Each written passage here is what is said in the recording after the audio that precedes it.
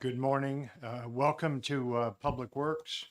I apologize for the delay in the start. Weather's a little difficult for some of the members, including myself. I would like to open up House Bill 137 FN, invite the sponsor to come forward. 1379, I apologize. Representative Corman.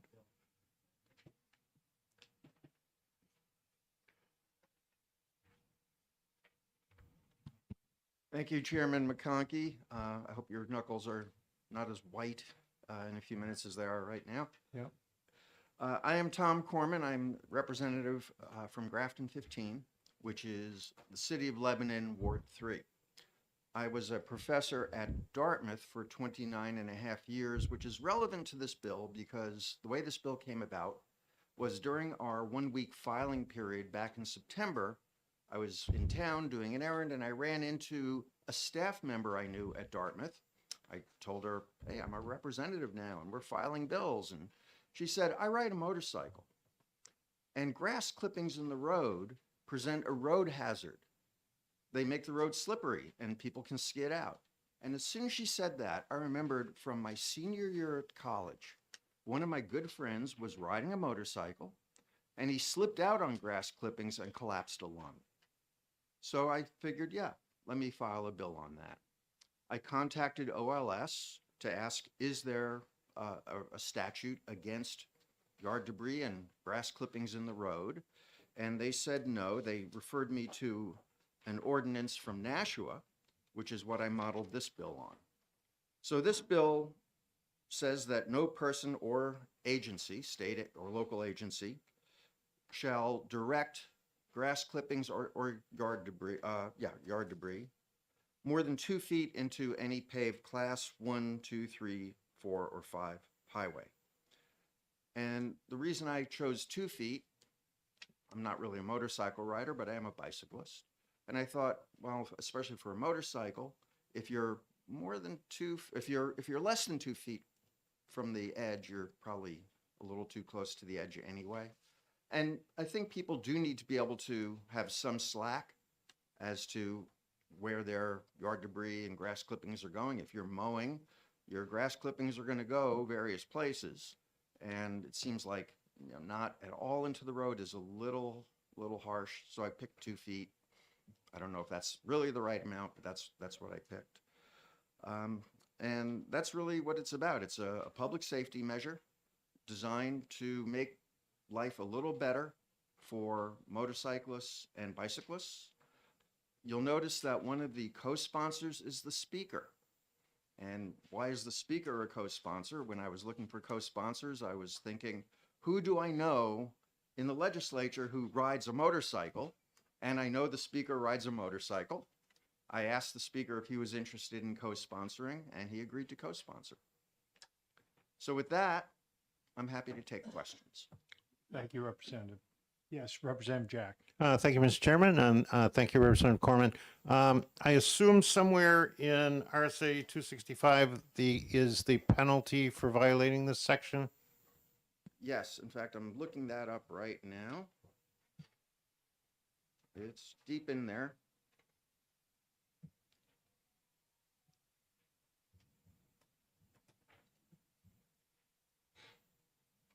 Yes. So it's a violation if a natural person or guilty of a misdemeanor if any other person. Further questions? Yes, please, Representative. Yes, thank you for coming. This doesn't affect town roads. I beg your pardon? Does this bill affect town roads? Well, it affects roads that are class 1 through 5 highways, and most town roads, I believe, are in that category. Okay, then a little bit of a problem, because if the forest comes up to the side of the road, like this year in particular, they dropped thousands of pine cones, branches, little stuff like that. Who's going to pick it up to get it off the road? Who's going to be charged with a misdemeanor? And Thank- the other concept A is, further question? second question, there's a lot of people that get their trash picked up and they put it in barrels and stuff and they push it out onto the road. And that's more than 2 feet. Is that going to apply as well? Thank you for the question. The text of the bill says that no person shall place or direct placement. So if something is falling from a tree, it hasn't been directed by a person. So I understand that, stuff falls from trees, but this is really about you or your neighbor putting things into the road rather than nature putting things into the road. Okay, so then the We second we question. can't control nature. The second question, when people are putting their trash or recycling out, it's in a container, Yeah. right? And that would not really be yard debris placed into the road. That would be in a container. Okay, so that wouldn't apply. I would not interpret that as applying because certainly from the point of view of the intent of this bill, that is not going to cause a traction hazard Yeah. for anybody on a two-wheel vehicle. Okay. Thank you. Thank you. Thank you. Representative, please. Thank you. I know some municipalities and certainly private contractors in the process of picking up, doing yard cleanup, push their leaves and grass out to the street and then pick it up with a machine that sucks it up and throws it into a truck. I don't know that 2 feet is going to do it. And I'm wondering if you thought about, instead of measuring it 2 feet from the side of the road, measuring a clear distance from the center line that would still provide safety. I mean, I think if it's 8 feet, that would still allow 4 feet or so, at least on the side of the road for these normal leaf pickup operations. Is that's something that might work into this bill? Thank you for the question. I could see something like that. The reason I thought about the distance from the side of the road rather than from the center is a homeowner can easily judge 2 feet from the side of the road. Getting the right number of feet from the center, especially for a large road, might be a little more challenging. I also felt like, again, it's a matter of if you're getting closer than 2 feet, you're probably a little too close to the edge, and that's really the way that I thought about it. Thank you. Representative Melvin. Thank you. Thank you for taking my question. Could you tell me how you're going to enforce this, or how it will be enforced? I would imagine it would be enforced the same way as the other statutes in Chapter 265 are enforced. How that is done, I don't know if it's done by municipality or state, but however that's enforced, this would be in addition. Representative Bogert. I'm sorry, follow up, please. So you believe that the municipalities are going to go out there and take care of this every time there's a complaint? I would imagine that that could happen, yes. Thank you. Thank you both. Representative Bogert. I have like two Yes. questions. Please go right ahead. The first question, a class 5 road usually is a dirt road. So what is the purpose of a class 5 dirt road being brought into a bill when it's not open usually for public traffic and you normally transverse a class 5 road at your own risk? That's question one. I'll let you go ahead and answer that one. Oh, thank you. Well, the bill actually specifies paved roads. So if there were a paved class 5 road, then the bill would apply. I specifically did not intend it to apply to unpaved roads of any class.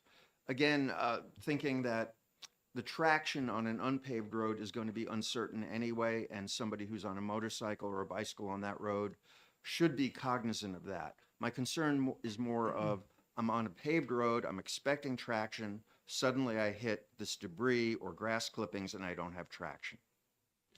Second question. Thank you. Would you believe this is gonna, open up neighborhood disputes now between neighbors? Because one neighbor doesn't like another neighbor, now they're gonna pick on the glass clippings, because it doesn't quantify how much grass clippings could be in the road. It just says grass clippings. So that could be just a little handful, anywhere to a tumultuous amount of a dump truck load. So it doesn't quantify how much that is. And would this also turn into an unfunded mandate on local cities to start policing people and how they cut their grass? Thank you. I really can't say. The way I think of it is that if somebody is being really egregious about it, I could imagine a neighbor complaining. If somebody puts, 3 blades of grass 2 feet and 1 inch into a road and their neighbor complains, I'm guessing that there were issues already that were going on, and this is not going to be something new. Thank you. Seeing no, please, Representative. Thank you, Mr. Chairman. I too have an issue with the amount that has to be in this for it to be enforced. Is there anywhere in 265-102 where it says when a traction hazard exists, then a penalty or fee can be charged? Because I can think of a lot of situations where somebody goes to work for the day and they put stuff by the road to be picked up and the wind comes up and it blows it across the road. Now they get a summons, they get a ticket for something they really didn't have a great responsibility to do anything about. It was the weather that did that. So is there anywhere either we could put in this or in 265-102 where traction hazard comes up, that they can use that and hopefully use good judgment whether or not they file a summons or give somebody a citation? Thank you. It certainly is possible that somebody has put grass clippings a foot into the road, the wind comes up and blows it a little farther. Of course, at that point, it wasn't the person who caused it to be placed, but you raise a good point. How do you prove that? And I don't really know the answer to that. If the bill belongs to the committee now, and if the committee wishes to amend the bill to specify a loss of traction or the potential for a loss of traction, I think that makes sense. My concern here really is the public safety aspect of it, that we don't want people on especially 2-wheeled vehicles to lose traction and skid out and be hurt. Thank you, Representative. Any further questions? Seeing no further questions, thank you for your testimony. Thank you. And I will move to Department of Transportation. Michael Service, do I have, welcome, sir.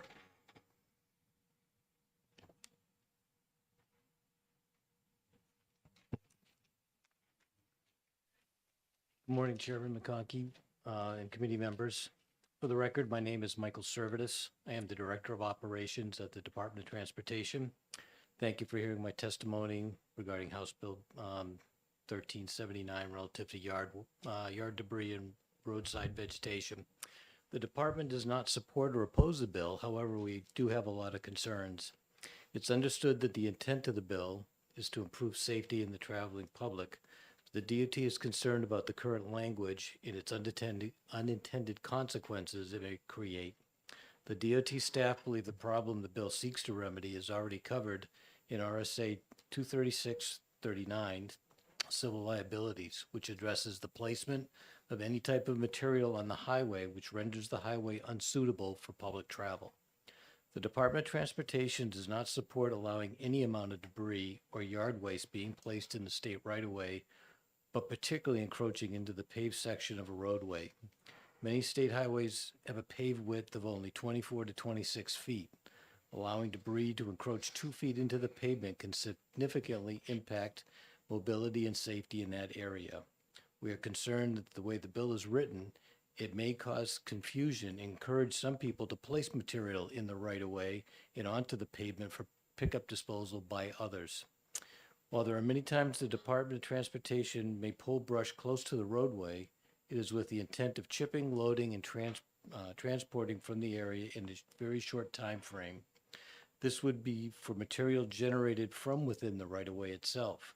The department is currently strained to remove and dispose of this material it generates for roadside maintenance. It does not have the capacity to take on generated waste from others. Debris piles along the roadway can also block and divert drainage, which can have disastrous results that we have recently seen when drainage systems are overwhelmed and the runoff diverts to paths they are not designed to flow. This can damage roadways as well as the surrounding area. In conclusion, while the department understands the intent, and we are concerned about the bill's language and the unintended consequences that may bring to the highway system. Thank you for listening to my testimony, and I'd be happy to answer any questions. Thank you. Thank you, sir. Any questions from the committee?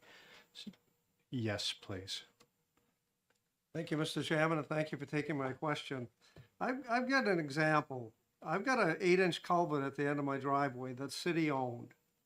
And we all know we had this big rainstorm and everything backed up. Well, the culvert was full of leaves. The leaves came down from the neighbors and ended up there. So I went out there, put my boots on, and I went out there and took a rake and I raked the leaves to the side of the road. Because the road is right there. The road is right where the culvert is. Could I, under this law, could I be charged for trying to clear a culvert out that the city owns so my side of the road wouldn't get flooded out with those leaves if they ended up in the road as a result? I guess I can't weigh in too much of that, but the way it's listed, if you had the new law, you would be able to put it out within 2 feet. But again, if they're not picked up anytime soon, they're gonna go back into the ditch, and that's one of our concerns, is, keeping those ditches in that drainage way cleared. And by having more debris brought forward into the right of way, and again, even if it's brought out into the edge of pavement or onto the pavement, that's gonna tend to block more drainage paths. Thank you. Thank you for the question, and thank you, sir, for your testimony. Any further questions? Anyone that spoke before wish to speak a second time? Seeing none, I will call the public hearing of 1379 to a close, and we will recess for 5 minutes to begin on time. Representative Corman, I never expected so much conversation about debris, and I thank you.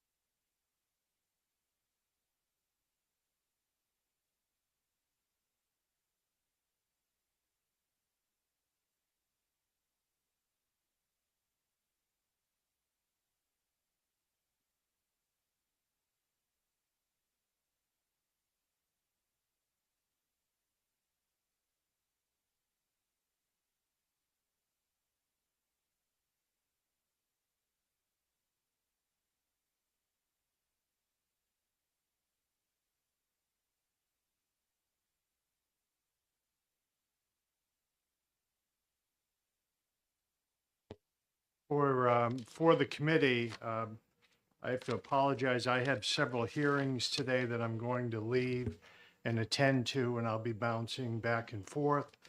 In my absence, needless to say, Representative Cludier will become chairman. Representative Mills will be vice chairman.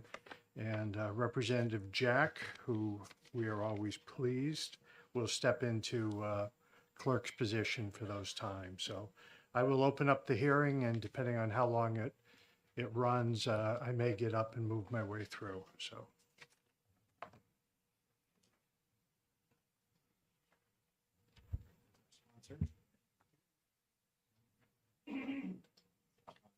Thank you.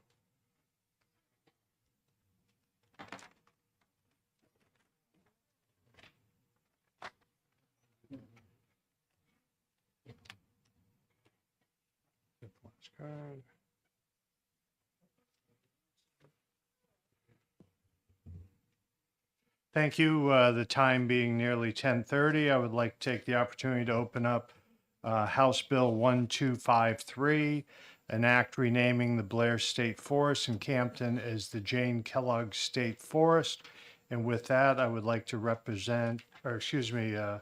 bring forward Representative Grote, is it? Grote. Thank you. Welcome, Representative, to Public Works. Thank you, Mr. Chair. Good morning. My name is Jackie Grote, and I represent Rockingham 24, the towns of Rye and Greenland. I'm here as a co-sponsor for the bill, and I do expect the prime sponsor, Representative Hoyt, to be here soon. He's coming down from his committee hearings. I'm here in support of the bill because one of the reasons that this forest should be named after Miss Kellogg is her involvement in the state moose plate. She was a prime person involved in that program where money was collected for LCHIP. I did speak with Senator Martha Clark, who was the sponsor of the bill at the time, and she did confirm with me Ms. Kellogg's involvement, and will be happy to provide remarks to the committee. So I'm here to urge you to support the bill. Ms. Kellogg has been a conservationist her whole life in New Hampshire and has contributed on a state level, which is why I think the forest, this Blair Forest, which is slowly held in the town of Campton, should be named after her. And Representative Hoyt is here, so if I could please present him to you, I would appreciate it. Thank you, Representative. Questions? We will, Representative Hoyt, are you the gentleman filling out the card? Yep, when you have a chance, we will take you next. Thank you so much. Thank you, Representative. Yes, and if you need any further questions, I need to run back upstairs to ED&A. But if you have any questions, please don't hesitate to ask me. Thank you, or Representative Hoyt. We will do that. Thank you. Representative Meyer, did you? Thank you, Mr. Chairman. This committee has a practice of not renaming something that's already named for someone. But reading the material, it looks as though it's not actually named for something. It's kind of happenstance that it was on the Blair's land. So if someone, at some point, one of the speakers could address that concern, ripping the name away, that would be great. Thank you.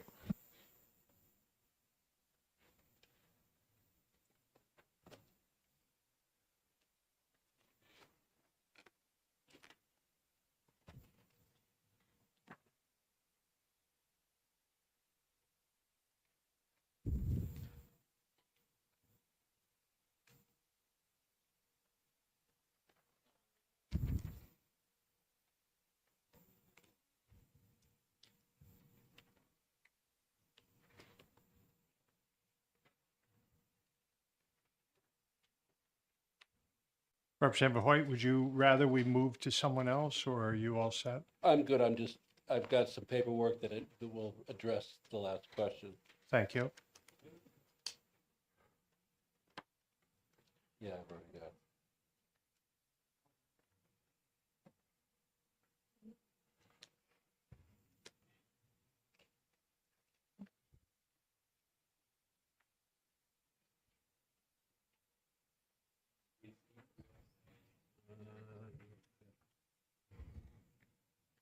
Well, I guess you do.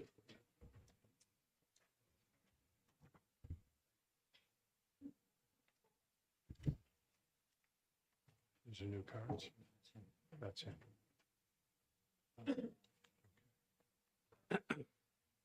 Representative Hoyt, welcome to Public Works. Please hear your testimony. Yes, I am Representative Tom Hoyt. Regarding the Blair State Forest, I think as I said, well, this has already been passed around apparently. It's a small forest. It's very well maintained. In fact, when I was at school at Plymouth State College many years ago, my conservation teacher, Dr. Fry, brought us specifically to the Blair State Forest to show what a very well-maintained forest is like. So I'm very familiar with the forest. There aren't any trails. There's a few hundred feet on the Blair Road, no river frontage, no parking. I think you could pull off on the side of the road. And there's a small wooden sign.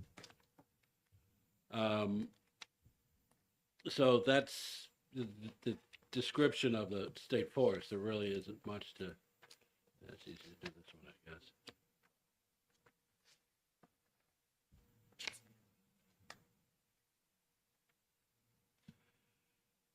Historically, there are a number of things named after the Blair family.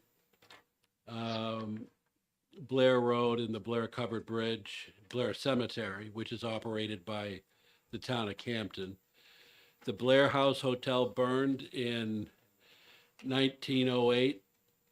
It was located near the intersection of Route 3 and Blair Road. The Blair Homestead is supposed to be located near Blair Road, where I-93 now exists. The Blair family was one of the first settlers in the area. There's no historic significance to the name of the Blair State Forest. It was assigned to the land that was deeded to the state in 1924 by E. Anthony Chase, and it was called the Blair parcel at that time.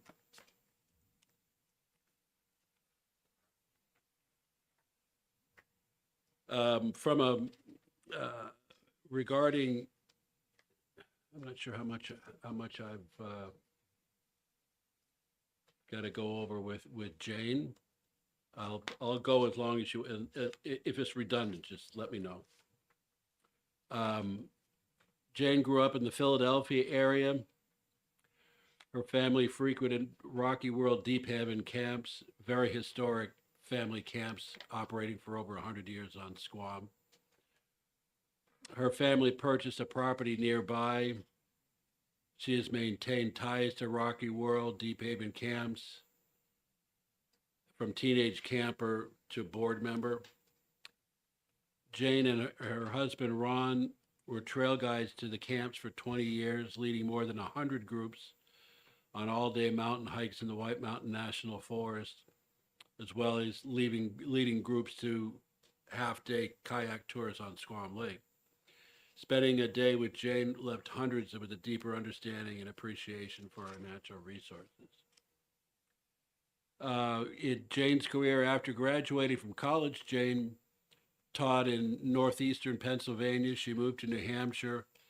Midway through her teaching career, she taught at Holderness Central School for 12 years. Afterwards, she became an adjunct professor at Plymouth State University in the education department, teaching methods and supervising student teachers in the North Country of New Hampshire. I guess Jane's claim to fame is the Moose Plate. In 1993, Jane and her class of fourth grade students at Holderness Central School started the effort to make the New Hampshire Conservation License Plate a reality. New Hampshire General Court passed legislation in 1998 creating the Moose Plate program, which supplements existing state conservation and cultural heritage funding. The Moose Plate program has contributed to the ongoing success of hundreds of projects across New Hampshire. Every county has benefited from the funds raised through the sale of moose plates. In Campton, Jane has been a founding member, or was a founding member of the town's Conservation Commission. She has remained a well-respected, active leader in the commission since the founding in 1999. And just as a side note, the reason I'm here today is I was requested by the town to speak on Jane's behalf and offer this bill. And I'm happy to do it, of course. Jane and her students contacted the local state representative at the time, Wayne King, to ask about introducing legislation to create a conservation license program like the one Florida benefited Manatee Conservation. The students contacted the Bureau of Motor Vehicles in every state to see if they had a conservation program and to get information about it. There were 12 states at the time that did. Jane led the students to create a program along with supporting material, projected revenues, and all, and all the process to develop the final legislation would take 5 years. Martha Fuller Clark would become instrumental in mentoring and shaping the program into a conservation and heritage program to reflect the strong bond of our state's conservation and heritage. The students remained involved throughout the process. There would always be students who would join Jane for legislative work sessions. Jane remains proud of her students' involvement and engagement, often lobbying with the adults on different aspects of the program. For Jane and the students, it was especially about the plant and wildlife conservation, and we have their perseverance to thank. On a personal note, my former wife, Tish Dunphy Hoyt, worked with Jane as a teacher for many, many years. And when I was asked to do this, the first person I asked was my former wife, because I thought she would do her the best. And she had nothing but glowing things to say about Jane and whatnot, although she didn't know about the conservation or about this bill. And I would say one other thing, excuse me. Jane contacted me a few weeks ago, and she was feeling that she asked me a number of questions about how many state parks were named, first of all, were named for women, and probably most importantly, whether they were all dead or not. So I assured her that not all of them are dead. So she was reassured about that. But it reminded me, her reluctance to a certain extent reminded me of the movie Gladiator, when the chief of the military was asked by Marcus Aurelius to take over for him when he died and run Rome until he could give it back to the Roman people. And his response was absolutely not. And Marcus Aurelius answered saying, that's exactly why you should be the person. And I think in the same sense, I think that Jane is the person that should have this named after her. Another few observations: there really aren't very many women named that have forests named after them in New Hampshire. I think there were 2 donors who donated the land and on the assumption that they would name it after.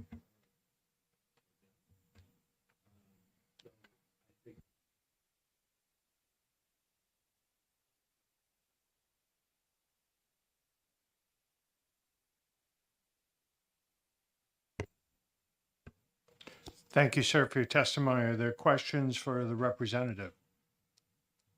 Yes, please, Representative Melton. Thank you, Mr. Chairman, and thank you for taking my question. If we did this, would it change the Blair Covered Bridge? Absolutely the not. Blair Cemetery? Either No, one. the cemetery is across the street from this property. The Blair Covered Bridge is downhill from the property.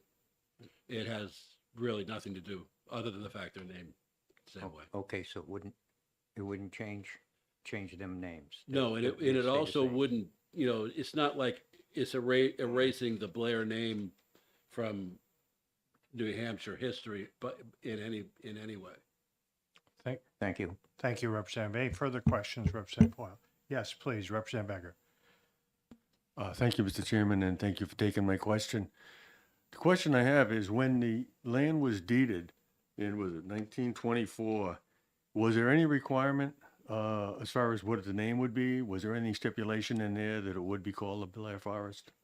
Well, not to be flip, but I wasn't there then. Yeah, I know, but I it's don't part of know. the, I don't know that.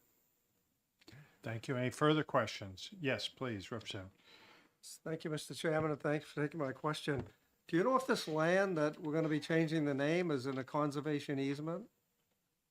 I'm pretty sure, I mean, actually, right now, the property, actually, the state derives income from that property's management. As I said, when I was at Plymouth State, it was explained in detail the proper way to manage a forest. And as far as I know, that's how it's being managed. It does provide income to the state, beauty to the area. It's a nice little, it's a small forest, mind you, but it's a wonderful piece of property. Thank you, sir. Any further questions? Yes, please, Barry. I just want to note for the record that we received a letter and a package from the selectmen of the town of Campton approving this. I know that's one of the things we always look for, and I appreciate your providing that. Thanks. Thank you. Any further questions for this representative? Thank you, Representative, for your testimony. Thank you. John, I'm going to turn this over to you. All right, okay.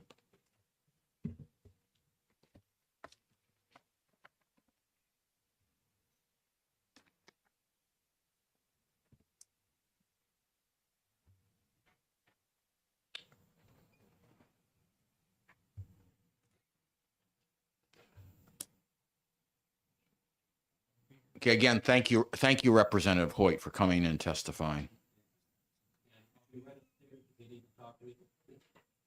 Okay. Okay, so I will next call upon, we have I'm sorry, Craig, the last name I'm having trouble reading. Engel, I'm sorry. Okay, Craig Engel from the town of Campton, representing the Campton Select Board in favor of the bill. Welcome to Public Works and Highways. Thank you very much, Mr. Chairman. Appreciate this opportunity. I will be brief. Okay, thank you very much. And once again, thank you for this opportunity to speak, and I will be brief. You have a copy of this letter that was drafted for the Campton Select Board. We are in wholehearted support of this name change to recognize Jane. And we believe that the work that she's done in her life has really earned her this opportunity. And we appreciate you bringing that up for us as well. And so I'm just going to say in closing, the Select Board is 100% behind this. We don't mean any disrespect to the Blair name or anything like that. And if you have any questions from the perspective of the Select Board, I'd be happy to answer those questions. Okay, thank you, Mr. Engel. Questions from the committee, Mr. Go ahead, please, Representative Mills. Yes, sir. Thank you, Mr. Engel. This might sound a little weird, but is Jane Kellogg still alive, or she is? Yes. Thank you very much. All right. Further questions of Mr. Engel from members of the committee? Yes, go ahead, please, Representative Newton. Thank you for taking my question. I asked the question of if it was in a conservation easement before, and I don't think I got a very good answer. Do you know if the land you're talking about changing the name is in a conservation easement? No, we do not know. We're here representing this, but it's not. Oh, I'm sorry. The answer is no, it is not. Thank you. Okay. Okay, thank you. Further questions of Mr. Engel from, okay, go ahead, please, Representative Juris. Thank you, thank you. Will renaming change the use at all of this forest? I don't think it will. There'll be no additional snowmobiling or hiking or No. any change in what's happening now? It's strictly, what we're trying to do is just recognize Jane, give her the recognition that we think she's earned in her lifetime, in the work that she's done. Not only for Campton, but for the state. And for local people as well as people outside of our area who came to visit, and she led groups of people into the environment and to appreciate it, so. Thank you. Yep, thank you. Okay, Representative Bogart, please. Just to take off, the question was previously asked and not answered, and I'll see if you have an answer for it. Were there any deed restrictions on the naming of this forest when it was deeded over? No, so I'm being told no by one of the other representatives up here, not a selectman, but one of the other representatives on the committee. So. Thank you. Okay, thank you. Further questions of Mr. Engel from the committee? Any further questions? Seeing none, thank you very much for coming in, Mr. Engel. Thank you all very much, and we appreciate your support and your time. Okay, all right, thank you. I will next call upon Mr. William Copeland of the Campton Conservation Commission in support of the bill. Good morning, everyone. My name is Bill Copeland, and I'm on the Campton Conservation Commission. I've been on the commission for about 2 years, and Jane was really a reason why I joined the commission. Just her passion for conservation and her energy on projects really led me to that. Jane and her career has spanned about 25 years. She's done thousands of projects here and there, educating the public, doing things. But perhaps her biggest contribution, and from a statewide perspective, has been the Moose Plate program. That program is a large and important fundraiser that provides annual funds to protect and promote both our environment and our cultural heritage, a very, very key program. It all began when Jane was a teacher back at the Holderness Central School back in '93. Her class was doing some research on manatees around Florida, and they stumbled upon a license plate program that the state of Florida had in place to help raise money for these manatees. And of course, kids being curious, they said, well, do we have anything like that in New Hampshire? And of course, they did some research, and no, the answer came back. And then another curious student said, well, why can't we do that here? And that's a great question. And that all started and planted the seeds for the Moose Plate program. So in the course of the 5 years, the Jane in the class reached out to local representatives. They wrote letters. They appeared at different hearings. Jane even brought some of her students to hearings here in Concord. And the whole program began to take shape. Now, it took 5 years for this to come to fruition. And in that time, her students had become ninth graders.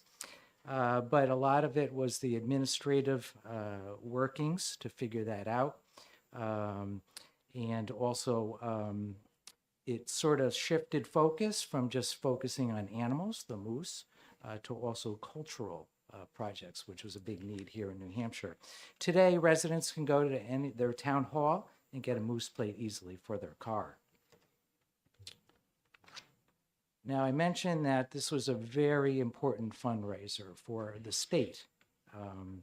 All of the funds raised from this special license plate go into the New Hampshire Department of Natural and Cultural Resources.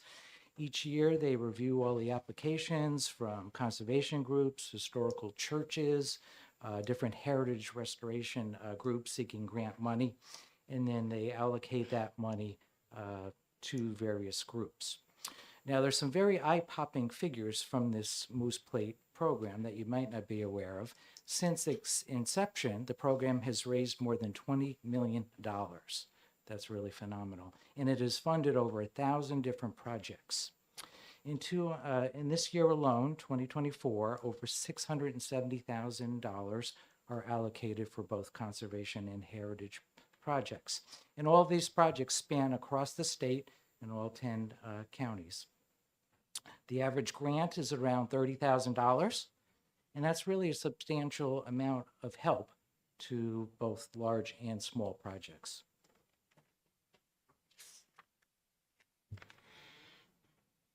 So what are some of the projects that are going to be done this year? A lot of them may be in your own town. In terms of heritage grants, there's going to be stained glass restoration at Laconia Public Library. We're going to refinish floors at Cheshire Railroad Depot. Gorham Town Hall has a balcony that has to be done. Milford Bandstand will be restored. The Franklin Opera House will be restored. And in Northwood, there are some old documents from the 1860s that actually will be preserved. In terms of conservation grants, we'll be doing things like Mason Brook Watershed Conservation.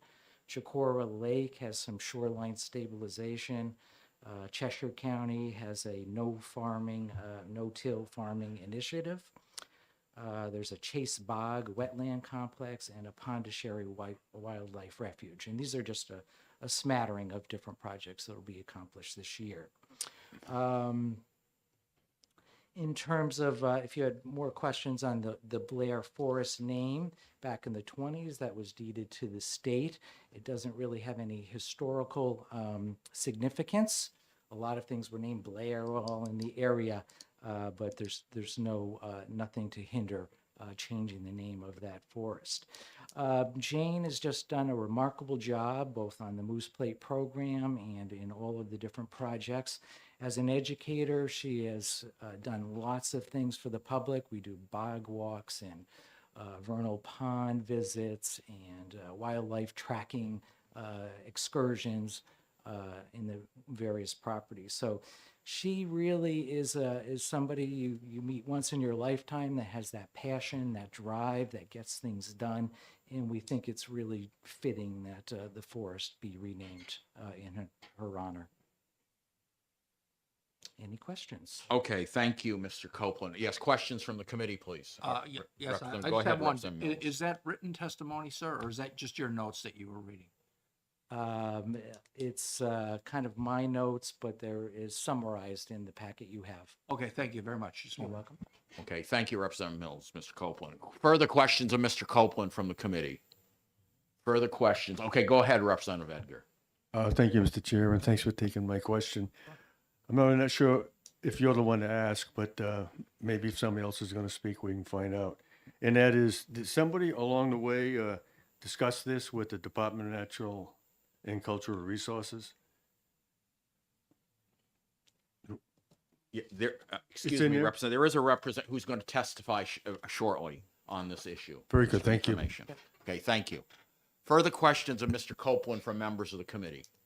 Any further questions? Seeing none, thank you very much for your coming in and testifying, Mr. Copeland. Thank you. Yep. I will now call upon Mr. James Butler of Campton, and he says he's representing the town of Campton in support of the bill, please.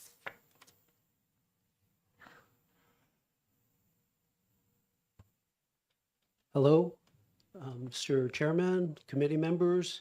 I'm Jim Butler from Campton. I'm also on the Conservation Commission in Campton too. I've submitted this, the testimony here, and the testimony points to that, Jane's been involved at a state level. She jumps in things at a regional level too. I don't know if anybody knows of Livermore Falls Regional Recreation Area. It's a state park. It was not a state park before Jane and the Plymouth Rotary and people got involved in it.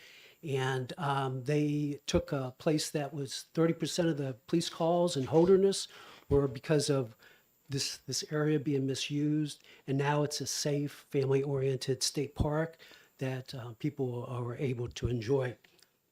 Also, Jane is the co-founder of the Campton Conservation Commission. And that's, for Campton, that's been a huge thing that's supported in our community. It's resulted in 3 conservation properties in Campton, and it has wide support in Campton. But I think also that, this is a little bit more than that too, because, the constituents asking for this renaming, it's a small forest in a small rural town. And, we wouldn't be asking this because, the forest is all within the Campton. We wouldn't really be asking this for like Livermore Falls State Forest because that is in Campton and Holderness. So yes, what we are asking for is, more consideration that what might be otherwise afforded because it is all within the town of Campton. So, by naming the state forest, which is now, doesn't, it's just happened to become Blair State Forest because it was Blair, there was a Blair parcel that the person who deeded it to the state, that's what he called it. But he was not a Blair. He was not part of the Blair family. It's just because some of the frontage, a couple hundred feet is on Blair Road. And we have a lot of stuff that, was Blair. But that was early, late 1800s. And it wasn't deeded to the state until 1924. So it is a state forest. It has a forest management plan, but it does not have a conservation easement. But the stewards, the state of New Hampshire, are very great stewards of that land. Now, I mentioned we're a small town. Conservation is a big part of that keeps the land conservation, wildlife conservation, that keeps the rural character of Campton. And that is very, very important to the residents. Almost 70% of Campton is protected land. That is either by state forests, which there's 2 within Campton, the White Mountain National Forest, there's current use, as well as conservation easement properties. We have both large and small conservation easement properties within Campton. And at the same time, because such a large percentage of Campton is under conservation or is protected land, that doesn't mean we support and have a lot of development. And also that this protected land doesn't mean it's off limits. A lot of it actually is contrary. It's required to have access for recreation.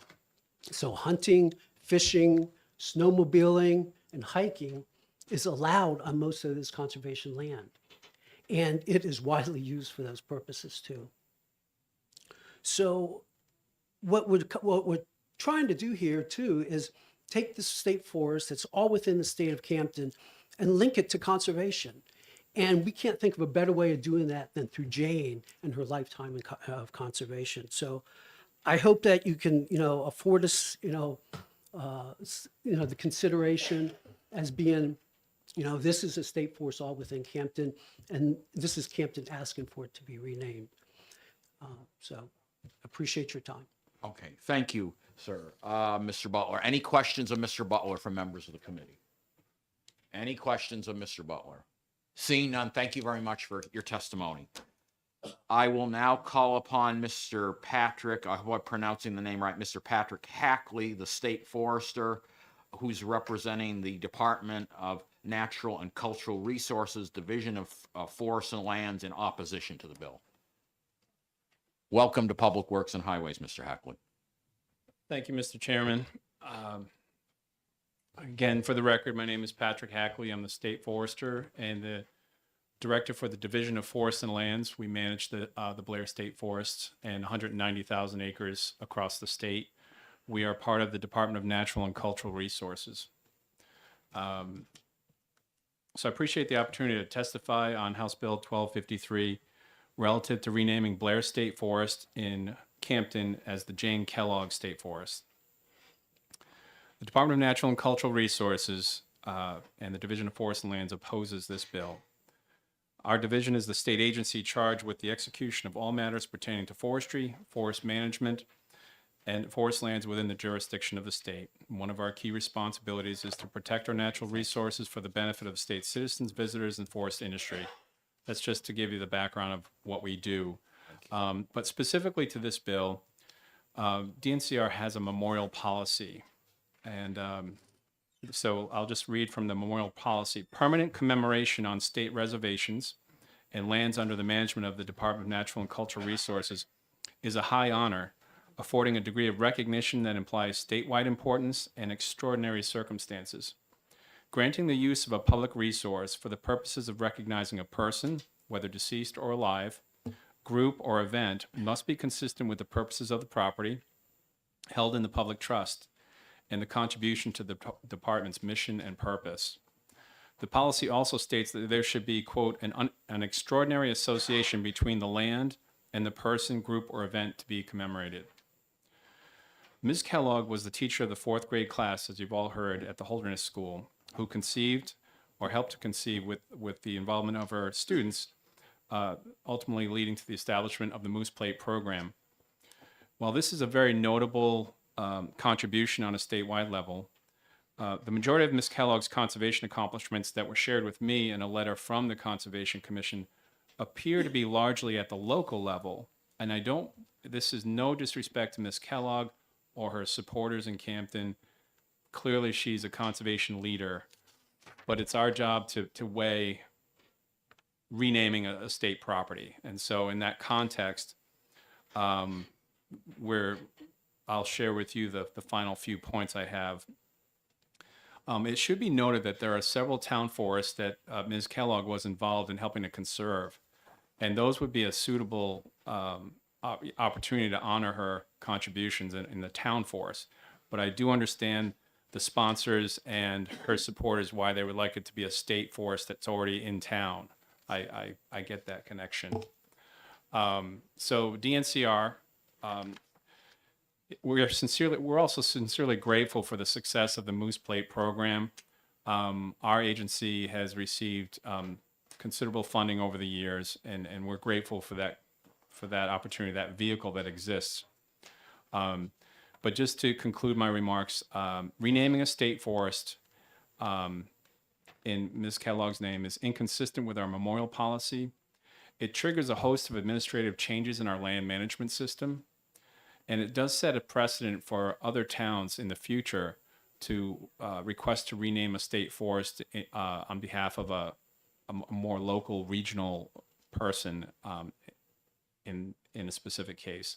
So for these reasons, we're opposed to renaming of the state forest. I'd be happy to take any questions. Okay, thank you very much, Mr. Hackley. Questions of Mr. Hackley from members of the committee. Representative Abbott, please.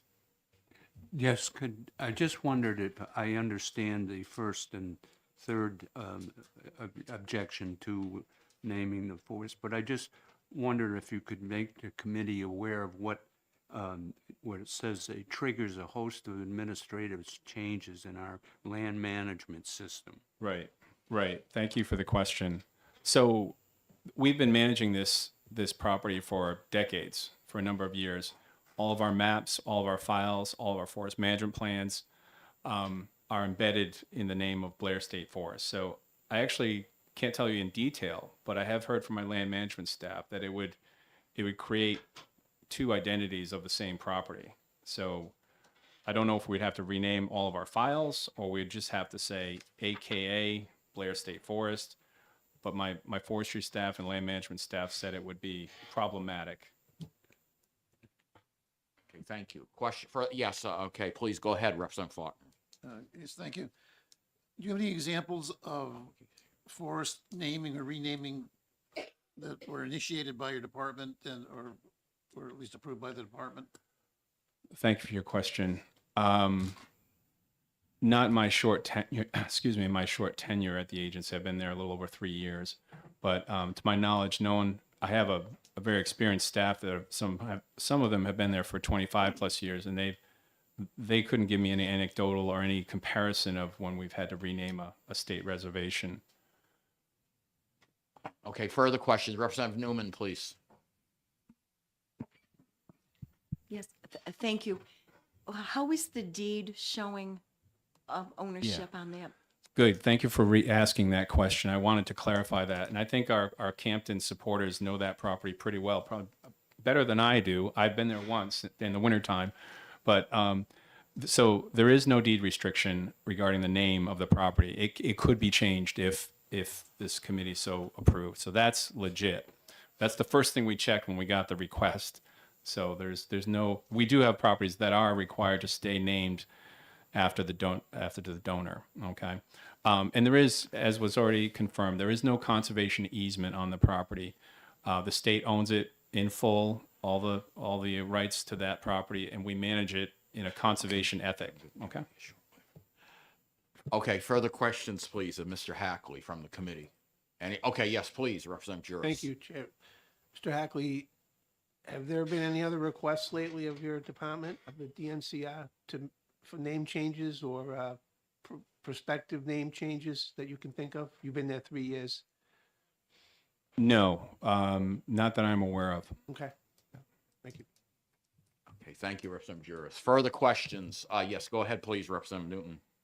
Thank you. Just for clarification, you said that while notable on a statewide level, there are several sizable town forests that could be named in her honor. Are these forests in Campton Yes, that are not state forests? correct. They're Okay, town owned. Thank you. Okay, thank you, Representative Newton.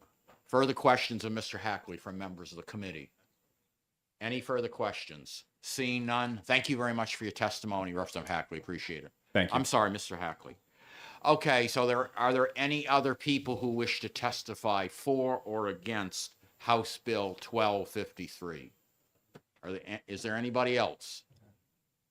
Okay, seeing none, I will adjourn this meeting of this public hearing on House Bill 1253. All right, so now it is time. Well, okay, I'm going to recess for just a few minutes, and we're going to hear our next, but I need to confer with the prime sponsor first. Mr. Chairman? Yes. Just a quick question. I received 6 correspondence regarding the previous bill. Will they be entered into the public record? The previous bill that we heard earlier, that was 1253. 1253. We just heard. Yeah, okay, we should, yeah, I will make sure that it's put into the public record as part of the hearing There were process. 5 in support and 1 The test, opposition. like the letters and everything, I Exactly. will make sure, and I'll work with the chair to make sure it's put in the public I got record. emails right here. Absolutely. Emails, okay. From Public Works. Yep. Those get, yes, all the emails that come from Public Works get involved. Thank you. And Okay. In addition to everything that we get during the festival. Excuse me, David, there you go, okay. Be right back. All right. Okay, so just a short, maybe 3-minute recess. Get back. Right there.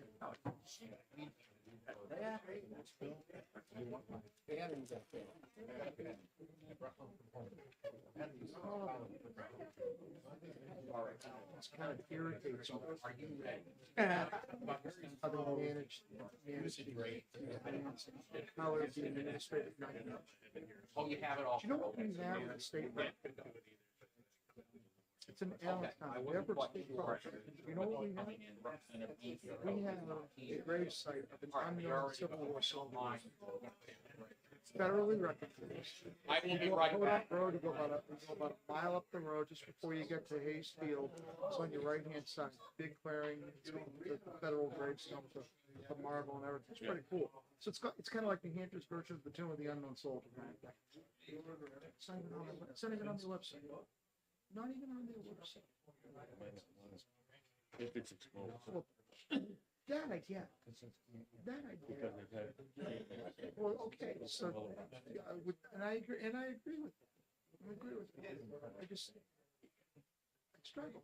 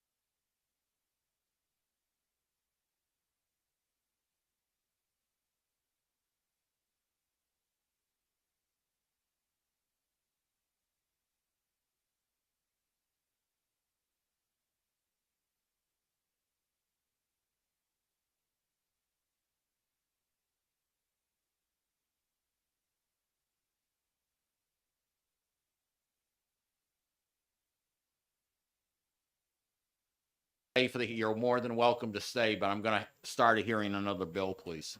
Okay, thank you. And again, thank you very much for those who came to speak either for or against House Bill 1253 earlier.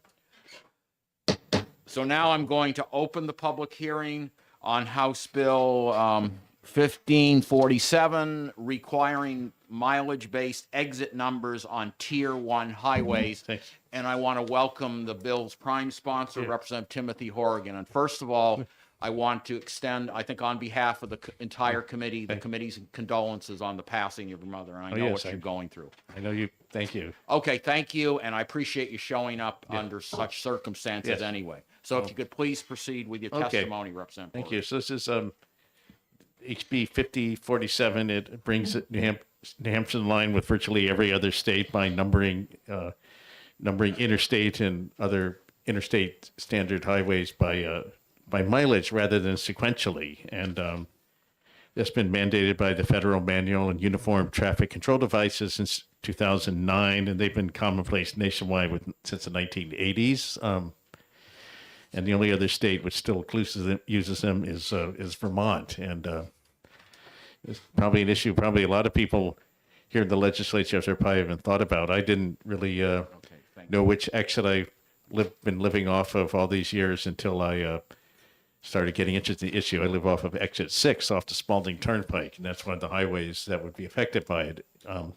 Actually, the exit numbers on the Spalding are like kind of weird, so doing it by mileage would save a lot of confusion because, for example, exit 5 recently disappeared when they rebuilt the Spalding, as they said. So 2 of our neighboring states recently made the changeover, and I think with no dire consequences. So the problems that were predicted by some people, such as our governor, didn't happen. People got used to it really quickly. So I happen to do a lot of driving in Massachusetts. I probably shouldn't admit that, but I have family and friends down there, and the changeover was painless. It's actually now easier to get around.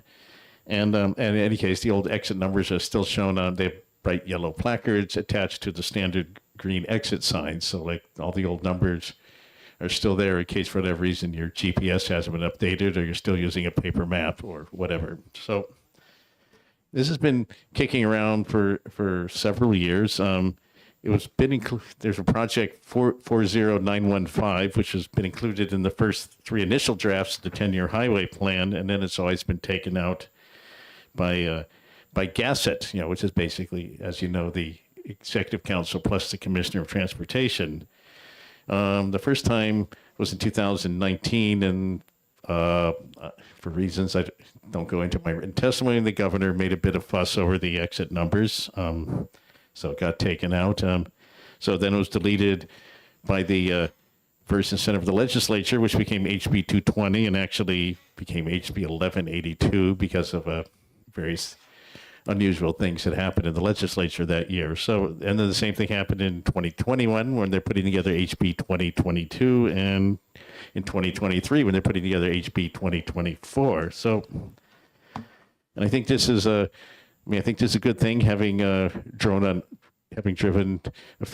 on highways in other states, including 2 which made the changeover very recently. Which make this a good time to think about it. Over in I-93, we got the exit 4A, and I think people from out of state or in-state are probably harder for them to distinguish between exit 4 and exit 4A.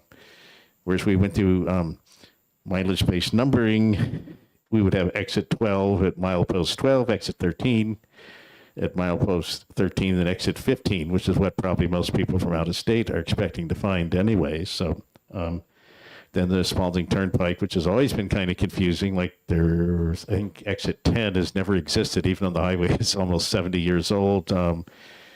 And there's several exits which are on one side of the road and not another. So I think that would be a highway that would be better with mileage-based exits instead of sequential exits. And as I said, I never really had memorized. I live off of exit 6 until I started looking into this issue. And finally, on I-91 east of I-93, which is the portion that's built, it's a tier 1 highway built to interstate standards. The mileposts are going to be changed somewhat, and I guess I think probably the final decision hasn't been what they asked for, but like right now, when you head east on New Hampshire 101, which begins in Keene, so 54 miles east of Keene, you pass through Bedford, and the last milepost, I think was, last time I drove down that, I was looking, I think it's number 54, and then you have to, like, you know, merge into 293 and on the 93, and it's you know, it's not exactly the easiest stretch of road to make your way down in the state. There's ramps coming in from all different directions and people trying to cut in front of you, but so it may seem like it's 46 miles from Bedford to I guess it's almost in Auburn, but in Manchester, where you finally get on the New Hampshire 101, is milepost 100, but you're actually about 60 miles east of Keene. So they're going to be redoing those mileposts anyway at some point in the not too distant future, but this is probably a good time to change those exit numbers. And actually, which now starts with exit 1, which is to, I think, Route 28, and then goes all the way to exit 13 in Hampton. Although oddly, the two most, not that all the intersections aren't important, but the two most important intersections to I-95 and the Route 1, ironically, don't have numbers, which probably doesn't make it easier for out-of-state motorists to find those two exits, although the signage, you know, otherwise it complies with the federal manual and it's pretty clear, but it just makes things a little bit easier for our drivers. And they didn't send it through with a fiscal note. It would probably cost some money, but not much. And so Project 40915 has been in those last 3 draft 10-year highway plans. The most recent version was 1.3 million. We would, which I think is, it's money well spent to make life easier for, well, especially out-of-state drivers, but even in-state drivers will probably find it easier to. It's easier to check the exit number from the milepost than try to remember what the last exit you pass, especially since we have lettered exits and missing exits and all kinds of weird things on our highways. So there's actually 2 ways to get to the goal of my bill. One is to pass this bill, which would sort of ask the DOT to do it in some future year. I think we gave them, about 10 years to do it, which is more than they need. Or, of course, you could also try amending the 10-year highway plan, but that's kind of a politically sensitive subject. You know, that's usually we here in the House, we like to pass what came over from Gassett and send it over to the Senate without too many changes, but that is an option you have to do the same thing. So that's basically my bill, and I'd be happy to take any questions. Okay, thank you, Representative Horgan. Questions of Representative Horgan from members of the committee? Any questions of Representative Horgan from members of the committee? Okay, seeing none, thank you very much. And you're going to submit written testimony? I did. I passed it around. So okay, yeah, if you could please do so, will help us. There's a couple extra copies that went around the table. Okay, yeah, make sure everybody gets one. Thank you. Thanks. All right, thank you very much for your testimony and your time, Representative Horgan. Okay, next I will call upon, and I'll be aware with these names, Mr. Lee, Baranis or Baranis, I'm sorry if I mispronounced the last name, and Mr. Bill Oldenburg of New Hampshire DOT, representing New Hampshire DOT for 5 minutes. You take no position on this bill, please. So welcome to Public Works and Highways, and give us your insight, and we would appreciate it. Thank you, Mr. Chairman, members of the committee. My name is Bill Oldenburg. I'm the Director of Project Development at New Hampshire DOT, and with me is Lee Baronis. He's the State Highway Engineer at the DOT. As Representative Horgan stated, there's a long history of this project in New Hampshire DOT. It was created, so a little bit of how federal highway is structured. So there's the U.S. Department of Transportation, which oversees highways, bridges, aviation, transit, rail, and a subsection of U.S. DOT is Federal Highway Administration that oversees highways, bridges, and basically everything the New Hampshire DOT does. They set standards and rules, standards on highway design, standard on bridge design, and one of the standards that they set is the Manual of Uniform Traffic Control Devices. It sets standards, nationwide standards for pavement markings, signing, construction signing, and the like. So one of the requirements that they stated in 2009 was that all exit numbers in the nation should be based upon mileage-based system. New Hampshire uses a sequential numbering system. As you know, most of 1, 2, 3, 4, 5, it's not mileage-based. And not only do they state that it should be mileage-based, they actually prohibit the use of sequentially numbering system. That was in 2009.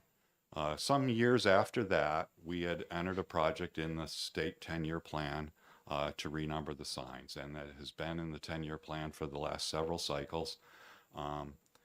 It originally was removed based upon from the historical urban legend that I hear is a lot of businesses were upset and worried that they would have to change directions on their maps, brochures, etc. A lot of them use the exit numbering for how to get to their places of business. And it, you know, sort of the poster child for this is exit 32 in Lincoln.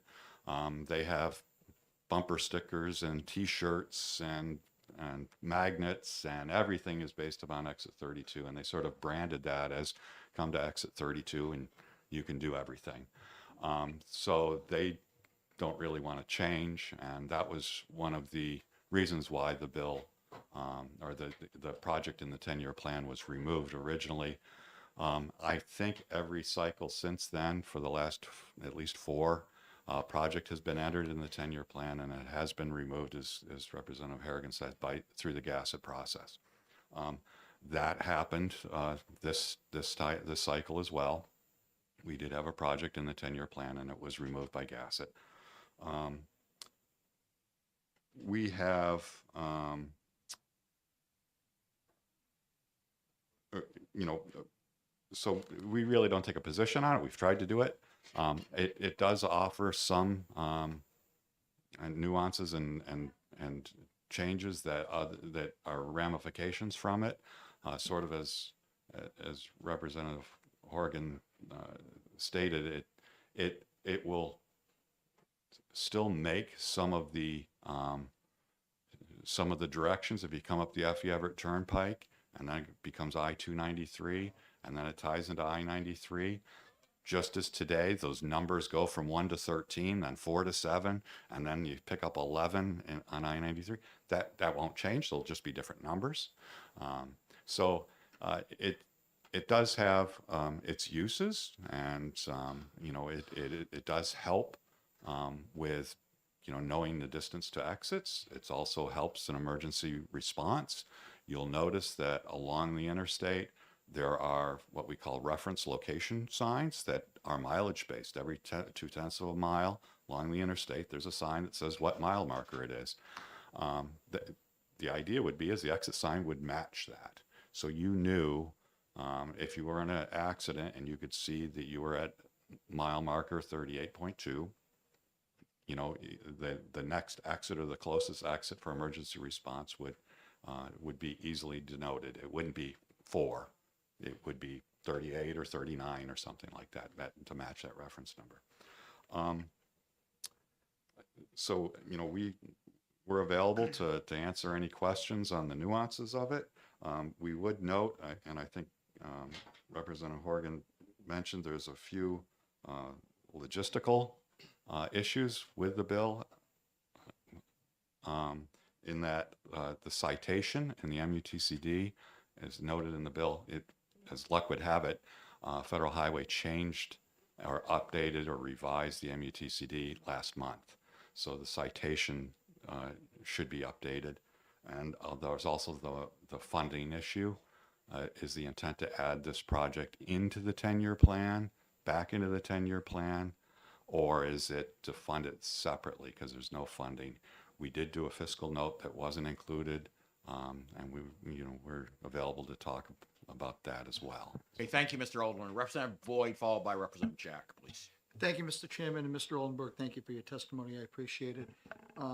Has there been any impacts, either current or future, to New Hampshire's ability to receive federal highway monies that have been impacted by the fact that we've been using sequential mileage versus, sequential exits versus mileage-based exits?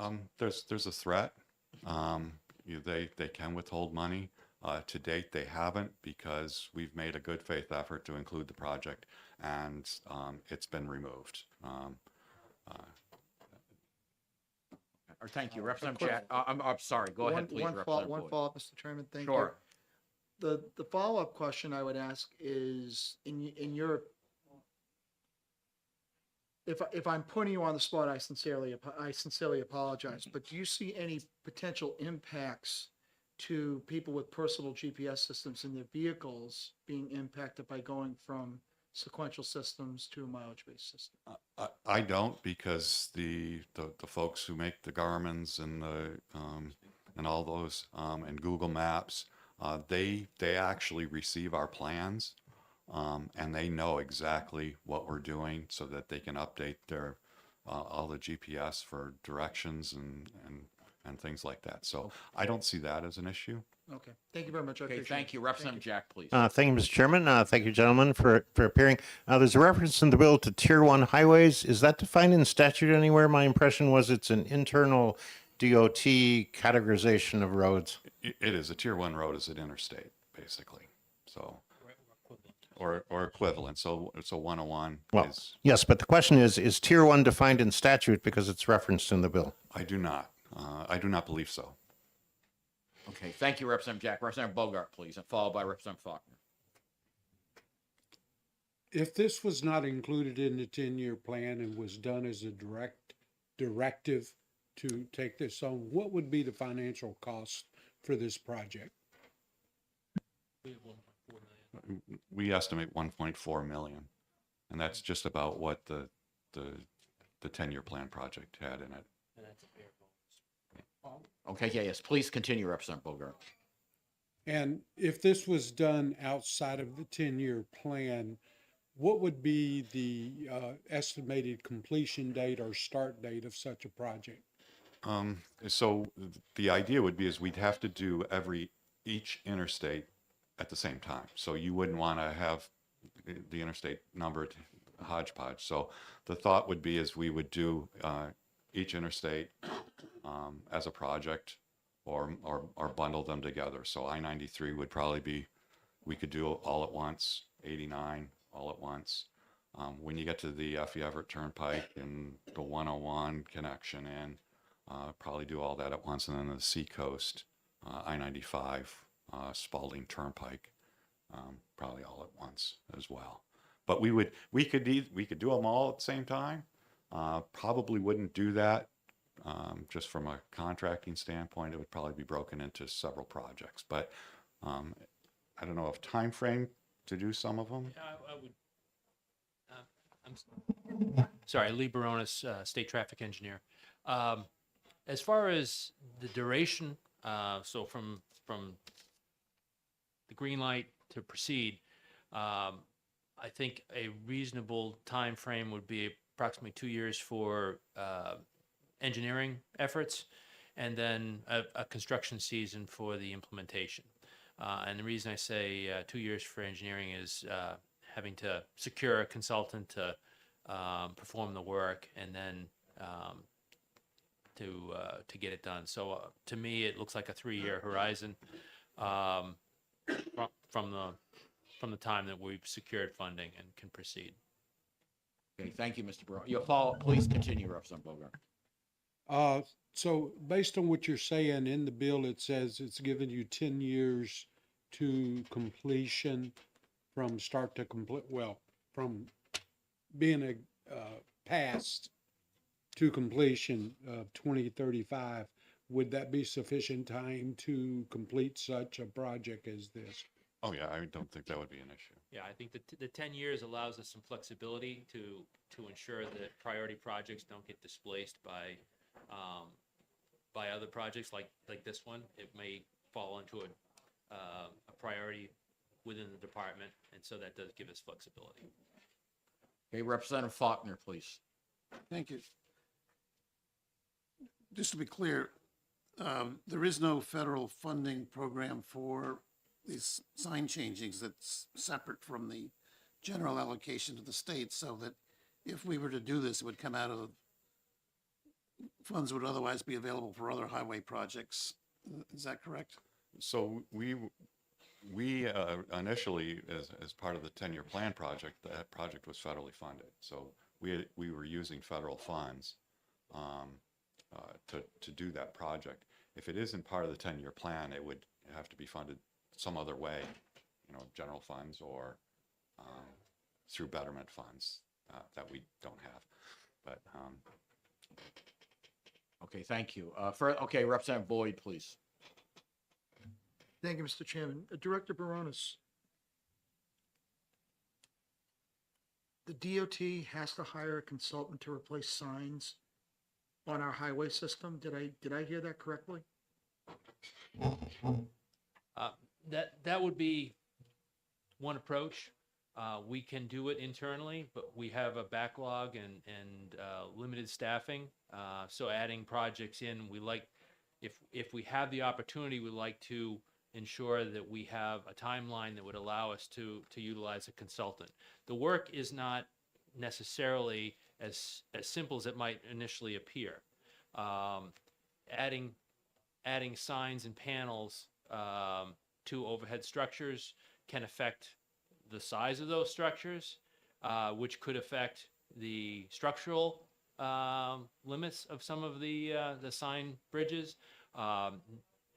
The fiscal note that I prepared made some basic assumptions, but didn't get into the details of specific locations. In some cases, sign panels may be too small to accommodate a 3-digit number, for instance.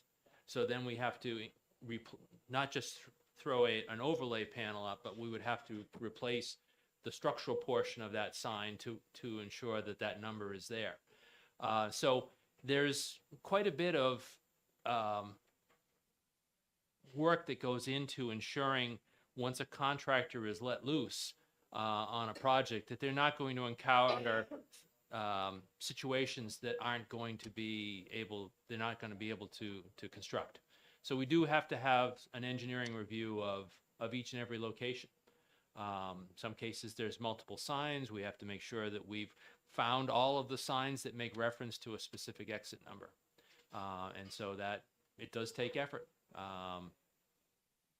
The idea is that once we go to construction, that it is very straightforward and they can accomplish the work very quickly so that the number changes take place over a short period of time.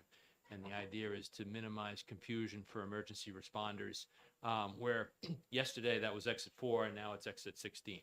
And so we're dealing with this with the mile marker project that we discussed on Route 101, where there's a change in mile marker numbers. So that implementation has to be monitored, and we want to minimize the duration of that work. So engineering up front helps minimize surprises during the construction. So Okay, yes. if I Okay, I Mr. Earl, you want to clarify further a little add to bit, that? and we'll step back and we'll get really deep into the weeds. So our plan is like every other state that's had to do this in the Northeast. We're not just going to change the exit number. We're going to add another sign panel underneath that says either previous exit 5, and now we renumber the exit, or we leave the exit the same, and some states have said milepost exit 38. So I-95 up in Maine. Yep. Yeah, exactly. So that, and historically their plan is to leave them up and, until everybody gets used to them, 10 years, 20 years, or whenever we next change the signs over, and then take those signs down and leave the exit numbers the way they are. But it's not just to change the exit number, but what that requires is additional signing, adding a panel or adding a square footage of sign to every structure. And that means we have to check wind loads and overhead sign structures. And it's a lot more complicated than you would think. It's not just changing a number. So just a Oh, quick follow-up, Mr. yeah, Chairman. please Thank you. continue, So Representative Boyd. to amplify Director Baronis' testimony and what you just said, Mr. Oldenburg. When DOT goes out, let's just take exit 3 down in Salem, because the governor likes exit 3. Okay, and it's alluded to by Representative Horgan in his testimony. The sign that, for me to get off on exit 3 going southbound, the stanchions that go in that sign has been engineered to support that particular sign. So what you're saying is that in order to change that existing sign from exit 3 to, let's just say exit 6, because I don't have my Garmin with me. It's going to say exit 6, and there'll be a second sign. Just to do that requires a level of engineering to ensure that the two poles that are out there are going to be supportive enough to hold not just the original sign, but the additional sign that's going to go underneath that. It could. I mean, it would, it depends on the number. It depends on, is it a full sign structure across, and are there multiple signs being added? There is a factor of safety and that goes into the design, you know, initially, but we would require a check. I appreciate your candor. Thank you. Okay, thank you, Representative Boyd. Yes, go ahead, please, Representative Juris. Just briefly, is it fair to suggest you want to try to avoid what happened with the sign structure on the exit 5 interchange in Nashua? Yes. Thank you. Okay, thank you. Further question? Yes, Representative Newman, please. Yes, thank you. Just for, maybe for only my clarification, this is not an optional thing. You have to have this done and completed by 2035? Well, according to the MUTCD, we were supposed to have had it done by now. But in the bill, the completion date is 2035 or 2034, Okay. and we could meet that. That's 10 years. Okay, follow up. A Please follow-up. continue, Representative Is Newman, there followed by any Representative Bogart. stated that you know right now, if you just say you're not going to do it, you don't want to do it, nobody wants you to do it, is there any penalty? There potentially could be. So Federal Highway could withhold money because we're not compliant. So I sort of like we don't have a primary seatbelt law, so they withhold, I don't know what it is, $5 million a year or something like that, because we don't have a seatbelt law. So they could do the same thing with this eventually. It is one section of a 1,000-page document. I think we're at greater risk when we become the last state. And the pool of states that haven't done this is shrinking dramatically. Why this basically started was in the Northeast, everybody used sequential.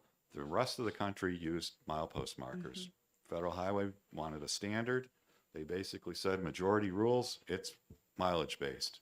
Okay. And so everybody in the Northeast has basically made the move, except for a few holdouts, including us, to get it changed. But Okay, yes, please just continue, a further Representative Newman. follow-up. So the lack of a seatbelt requirement, the penalty, the money withheld for that, you could pay for this with, I mean, if they're withholding 5 million and this is going to cost 1.3, I mean, could somebody say that? Oh, I guess they could. I just did. Okay, and oh, really, this is the last one. So Vermont is still, Vermont has switched over, so They have switched. some of their signs. I think most of their signs on Interstate 89 have a new mile or a Okay. previous mile. We had Delaware, the New Jersey Turnpike, so the turnpikes they're not federally oversight, so they're less of a risk. And what was the other state? New York. New York. And I believe it's the New York Thruway, which is all the way across the state. That's Right. one of their reasons. Very expensive. thank you. Okay, thank you, Representative Newman. Further question? Yes, Representative Bogart, please. Thank you for your patience. More of a clarification. In the bill, it says it should be completed by 2035. You had indicated that in order to get federal money to take care of this, usually it's on the 10-year plan. And if it's not in the 10-year plan, then we have to use state money, more than likely state money, to accomplish this. And it's been my experience or as indicated earlier also, if it's on the 10-year plan, it keeps losing its foot place or get lower on the list. So theoretically, if it's in the 10-year plan, it may never get accomplished because the federal money's going to consistently be used on higher level priorities. Would that be correct? And so then we're back facing a 2035 deadline using state funds anyway. Well, if it was in the 10-year plan, our plan all along, because Federal Highway allowed us, was to use highway safety and improvement plan money. It's a subgroup of the bucket of money we get. And that we could do that much sooner than 10 years.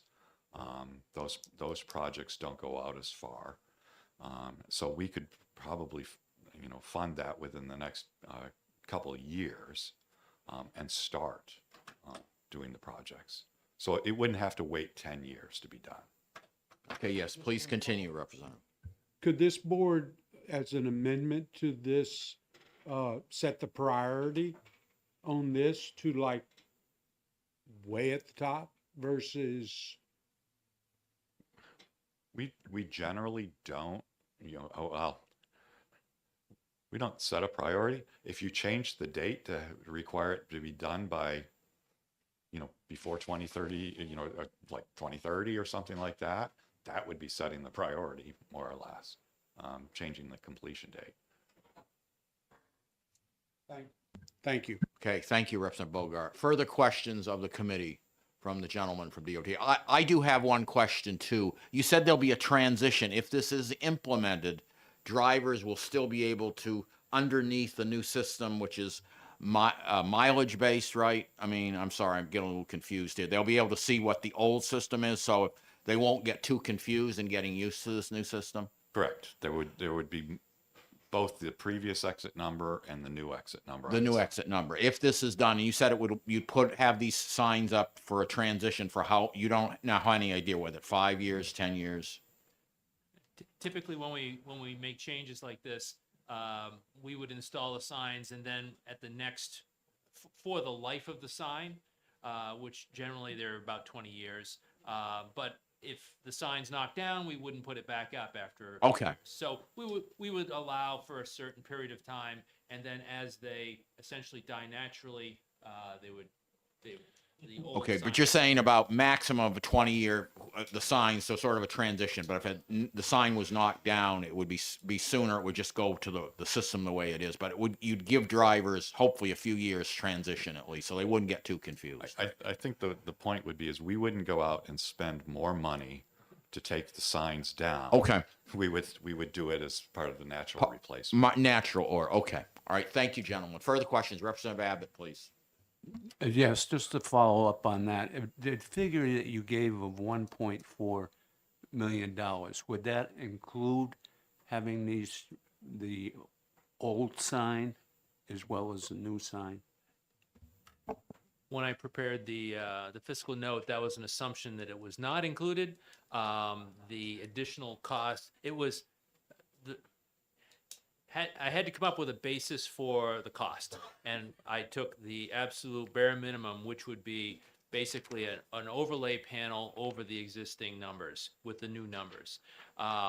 If we were to put temporary or formerly known as signs up, we'll just call them that. Those are usually placed smaller, less prominent, in a location that we wouldn't necessarily have a structural issue. We would probably place it on a post if it were an overhead, similar to what Massachusetts had done. The additional cost for that is not significant.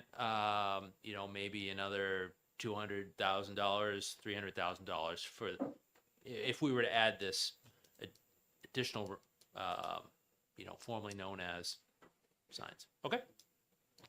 Okay, thank you, gentleman, Representative Abbott. Any further questions of these two gentlemen, the DOT from the committee?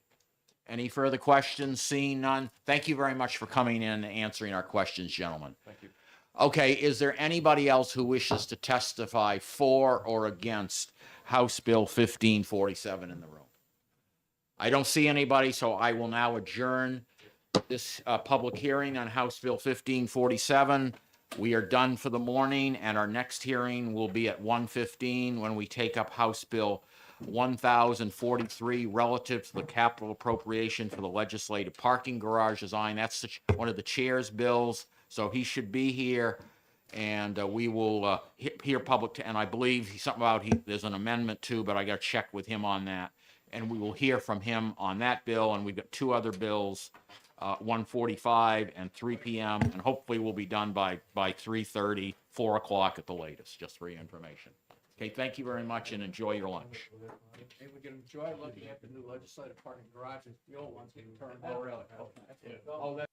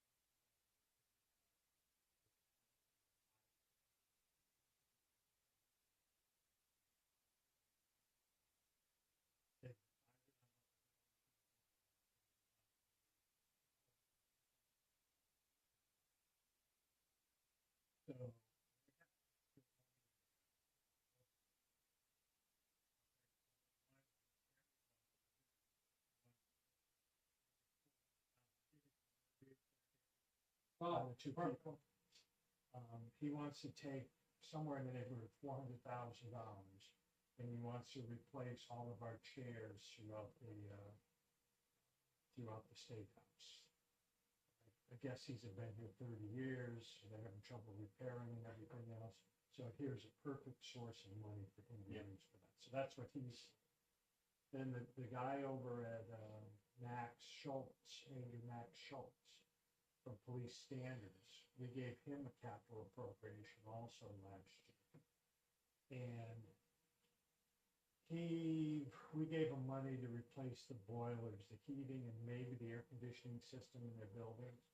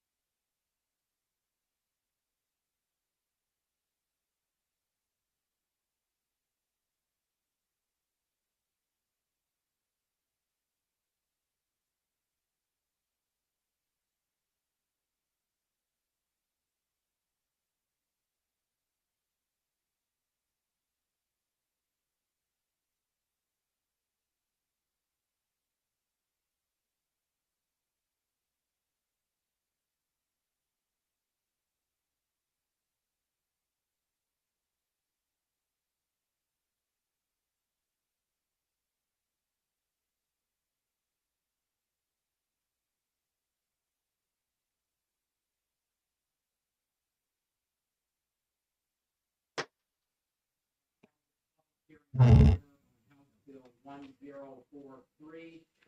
And I will want to introduce on behalf of the fine sponsor, Representative Tom, who is not available to join us right now, Representative David Mills. Welcome. Thank you, Mr. Chair. Once again, I'm Representative David Mills. For the record, I'm here to introduce House Bill 1043. You should have two copies, the original bill and the amendment.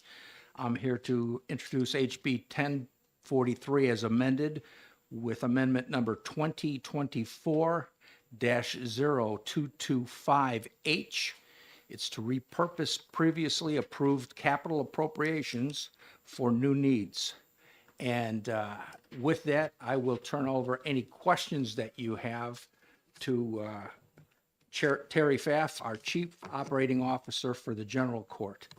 Thank you. Thank you.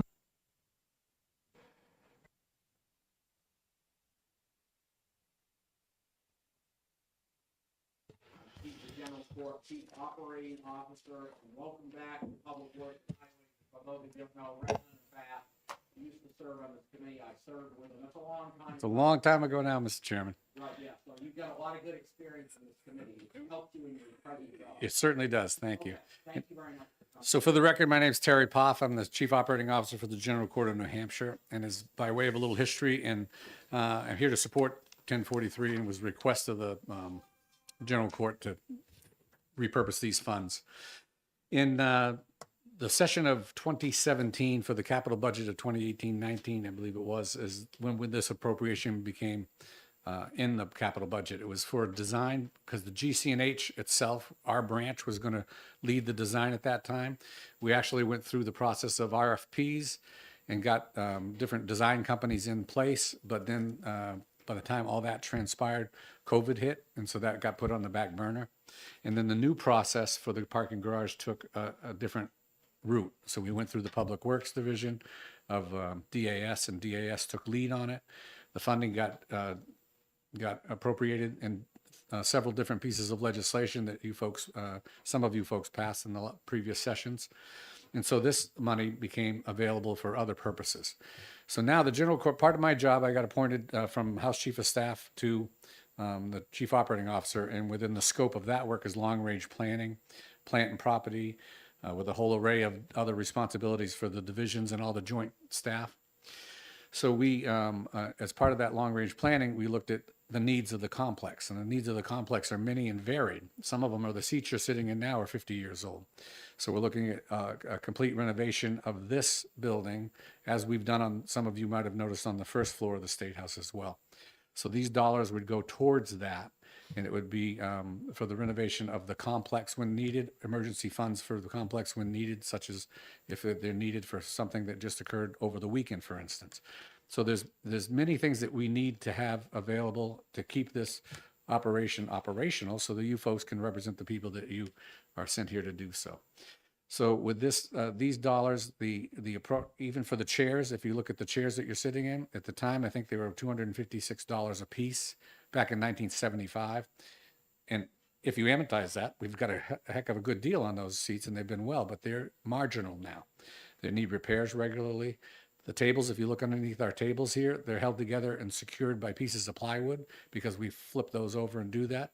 They're a bear to try to move when we reconfigure the rooms, and they serve their purpose as well as did the chairs. But at 50 years old, that's a lifespan. As you know, we build things in Public Works to last 50 to 70 years. We're at the end of life of some of this stuff.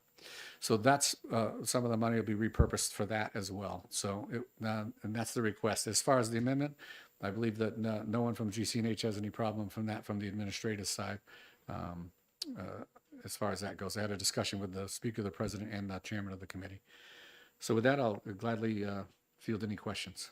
It's nice to be back in front of Public Works, by the way, because as the Chairman mentioned, I had a pleasurable time serving here, but it was a number of years ago. It was in the 90s. So.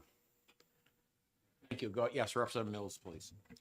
Thank you, Mr. Pfaff. I just want to reiterate and double check with you to establish the fact that this money has already been appropriated. We are not asking for new funds. This is money that's been appropriated, been in the budgets, and it's served its purpose, and now we're just reappropriating surplus funds. Correct. It's not surplus funds. It's Not surplus. it's funds that are non-lapsing for the general court. And so they're placed in there. It's not bonding money. It's money that's already there in our capital budget. We just need to repurpose it so that we can utilize it for the full complex needs. We're bolstering all kinds of things here. We're bolstering your security levels. We're bolstering all a number of needs will be met by these dollars being available for the complex. Okay, thank you. Further questions? Yes, Representative Fadolfi, please. So does that mean the money for the design of the parking garage is gone? No, that means the money for the parking garage was obtained in a different piece of legislation and is already in process. The design and development of that parking garage is complete now. It's going to planning board in front of Concord just as a matter of statute.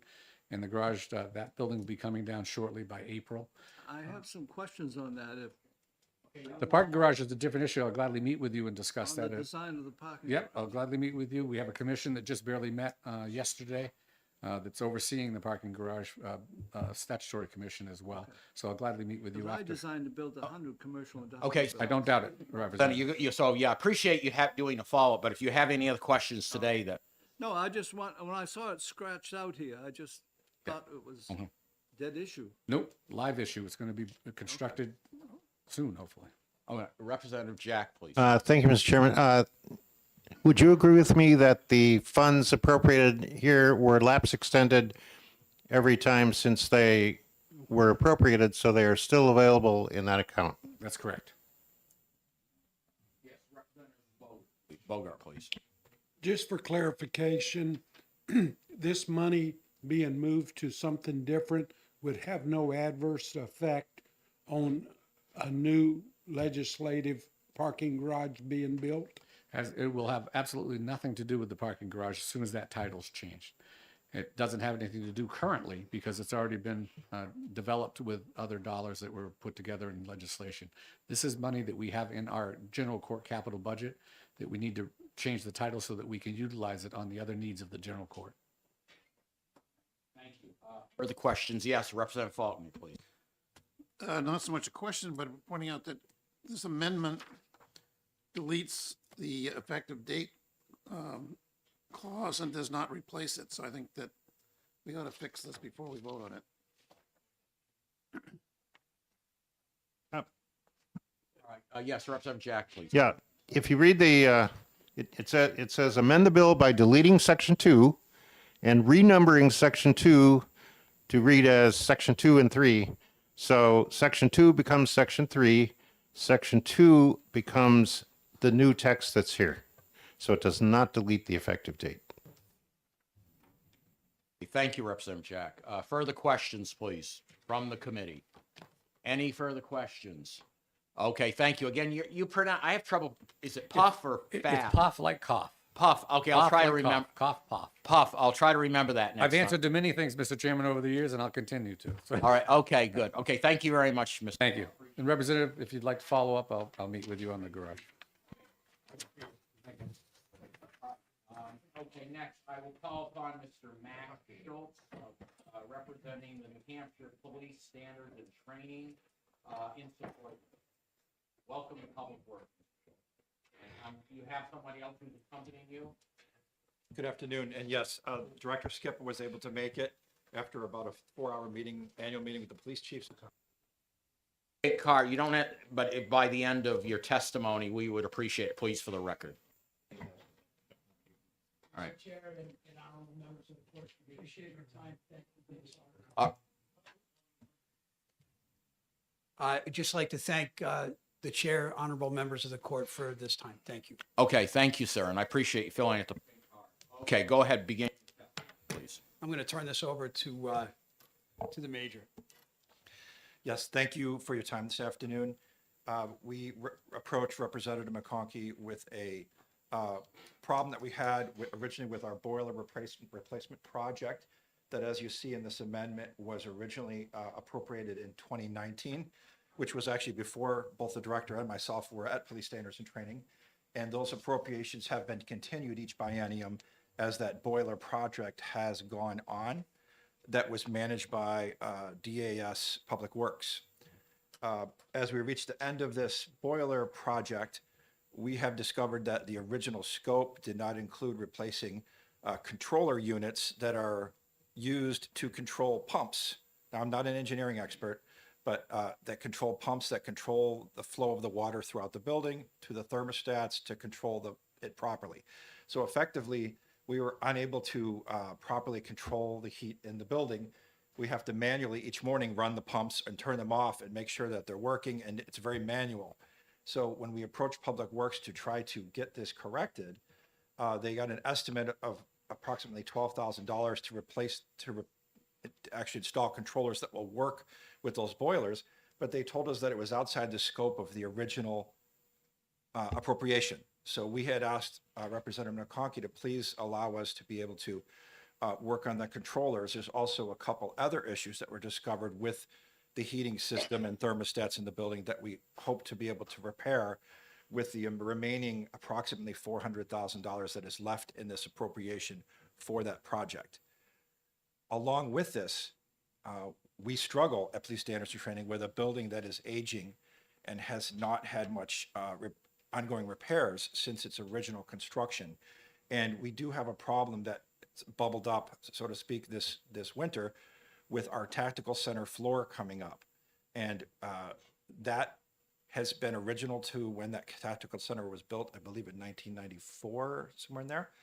And we don't have funds in our operating budget, which, as you know, was a zero budget this year, to try to repair that. And our initial estimate to replace it as is about $250,000.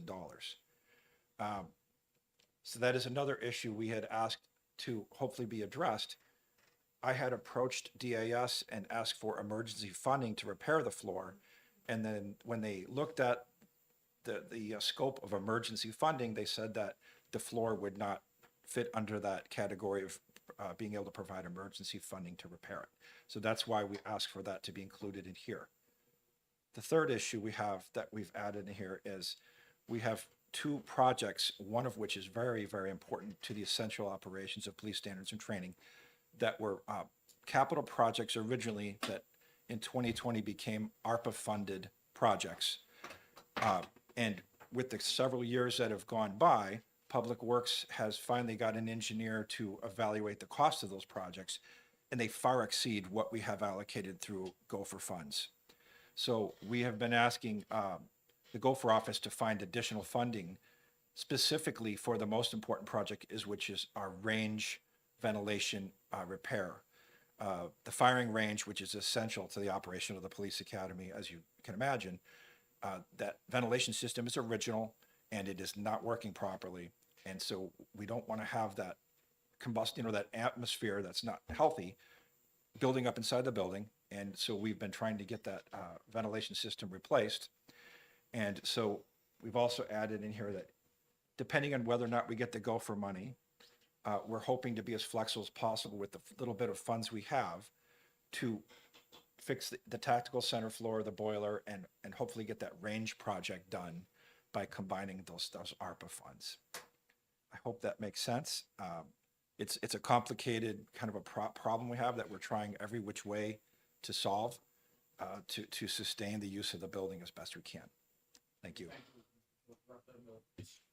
Thank you, Mr. Chair, and thank you for taking the question. So this figure is all-inclusive, and it will cover all the items that you have just discussed. It will replace the facility improvements for the boilers for speaking to each other, your range ventilation problems that you're having, and the floors. This will cover all those items. No, it will not. Oh, it will not. No.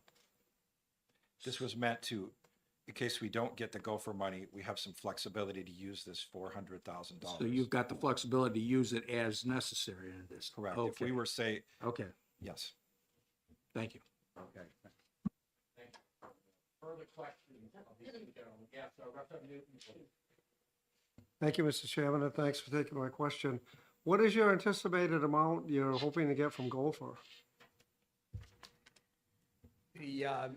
Both of the projects that were approved with Gopher funds were initially appropriated, and once the state engineers came in with the final assessment, Both of the projects were appropriated at less than 50% of the cost of each one of the projects as initially outlined. The exact number that reflects the total shortfall of the two ARPA projects is $1,576,676. Thank you. You're welcome. Further questions of these two gentlemen? Yes, Representative Bogan. Forgive me, I'm a little confused for this. I'm looking here under Section A of the amendment, and I'm assuming we're talking about the amendment. That'll be 1043 amendment. It says under Section A, $1,035,000, $1,035,000. And then for purchase training certificate database, $150,000. So you're looking to appropriate $1,185,000? Negative, sir. So that funding was spent on the boilers. The remaining funds that are in that account come to about $400,000. And that is what we're asking to be able to, it's $440,000 and $340.70. 440,000. Okay. Yes, 440, 340, So, and 70. follow up, please. Please continue. So you've got already the 440,000. Now you're looking to appropriate more money? I think our effort was to just receive the permission of this court to use that $400,000 in a more flexible way. And we wanted to be transparent to come here to get that permission for that, the ability to kind of use those funds that have already been appropriated for the boiler project to just have flexibility to work across all these projects. If we have an opportunity to get access to more funds, we certainly stand ready to work in that direction as well. Follow up. Yeah, please continue. So the 440,000, that's left over from replacing your boiler. You're going to use that to change the controllers, and you're going to put a floor in. And that's pretty much it. If we had any excess, we would like to be able to just expend that money that's already sitting in our account on in support of completion of those other projects as well. We have no idea what, if any, funds we're going to get from the Gopher office to support the two capital projects that have been under appropriated. We don't know how much funding we're going to get to meet that shortfall. So we really are just trying to be as efficient as possible with funds that already are in our account, just being able to work across all those projects. And I apologize. And one last question. Thank you. And these funds, I just want, for the record, these funds have nothing to do with the garage funds for the legislative parking garage. No, they do not. Nothing whatsoever. Thank you. I sense maybe some confusion by Representative Bogart, and I'm wondering, and I don't know if you gentlemen would mind, we have Christopher Shea from the Legislative Budget Assistance. He might be able to help clarify, if you gentlemen don't mind. And at the end, Mr. Shea, if you could fill out a pink card, though, but I appreciate you coming in. Good morning, good afternoon for the record. Chris Shea from the Legislative Budget Assistance Office. Just to clarify for the committee, House Bill 1043 is not a new appropriation, nor is the amendment that's before you as well. Both of those projects are repurposing prior approved capital appropriations from prior capital budgets. So these are situations where there was money left and the agencies or the branch, in the case of the bill is introduced, want to use those funds for other purposes. So it's already been appropriated, it's already been bonded. Now they just want to expand the use. And specifically here with the Police Standards and Council, they have gotten some money through ARPA, which they've testified to you that it wasn't quite enough to complete the project. They have a boiler project that they completed, which originally was appropriated $1,035,000. And they have $400,000 remaining that they would like to use for several different projects, but they're still in the process of working with the governor's office and Gopher to obtain potentially additional ARPA funds. Once they know that, they would have a better idea as to where the money would be applied. But again, it's no new appropriation. You're not expanding the bonding authority. This money has already been appropriated through a capital budget, and all the bill does is change the purpose by expanding the title. So hopefully that helps a little bit, but I figured I'd come over and try to help you with that if it was going to be useful. Thank you, Mr. Shea. Questions of Mr. Shea from the committee? Yes, go ahead, please, Representative Newton. Thank you, Mr. Chairman, and thanks for taking my question. So these projects that you're trying to get the money to spend on, are they approved by Gopher? So the Gopher money, if this goes forward, the Gopher money can be used towards these projects? That's already been cleared? So there's two projects that the council has gotten money from ARPA that's it's gone through Gopher, gone through governor and council, and they're allowed to use that. As was testified by the director, when the projects came back from Public Works, the amounts appropriated were less than 50% of the actual cost of the projects. So now they're trying to, the council is now trying to find sources of revenue that they can use to complete the projects that they have. This is one source by the amending the capital budget, because the $400,000, if you don't approve this today, what will happen is at the end of the biennium, it will lapse. And if you remember during the capital budget process, you go through potential lapse appropriations and see if you can reuse those or repurpose those. So this is a kind of in a sense, a jump on that. You're repurposing these funds to allow for several other projects that weren't in the original capital budget, excuse me. Does that answer your question, Representative Newton? Further? Yeah, it does answer my question, but now I've got a concern. Why did you wait till today and tell us we have to do it today? Is that what I just heard you say? No, I'm not saying you have to do anything today. I'm just trying to explain Okay, to that's you. what I thought I heard. I thought I heard you say we have to act on this today. But There may have been some conversation before I got here. No, you just said it. You just. I said if you act today on this bill. Okay, yeah, well, Yes, that's not that you have to. It's up to this committee to decide whether they want to approve the bill and or the amendment. Thank you. All I'm doing is trying to give you information so you can make a thoughtful decision, an informed decision. Yes, thank you. Okay. Mr. Shea, further questions of Mr. Shea, please, from members of the committee. Okay. I think we're all set for now, but I appreciate you, and I appreciate you filling in a pink card too.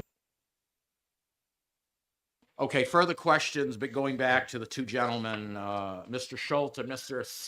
Schipper or Skip. Okay, I'll try to remember. Mr. Skipper, further questions of these two gentlemen from New Hampshire Police Standards and Training. Yes, Representative Abbott, please.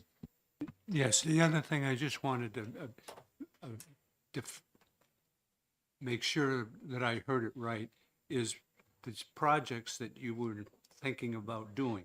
But one of them, I think that was skipped in there is the ventilation and the firing range. That's part of it as well. That is correct, sir. Thank you, Representative Abbott. Further questions of these two gentlemen from members of the committee?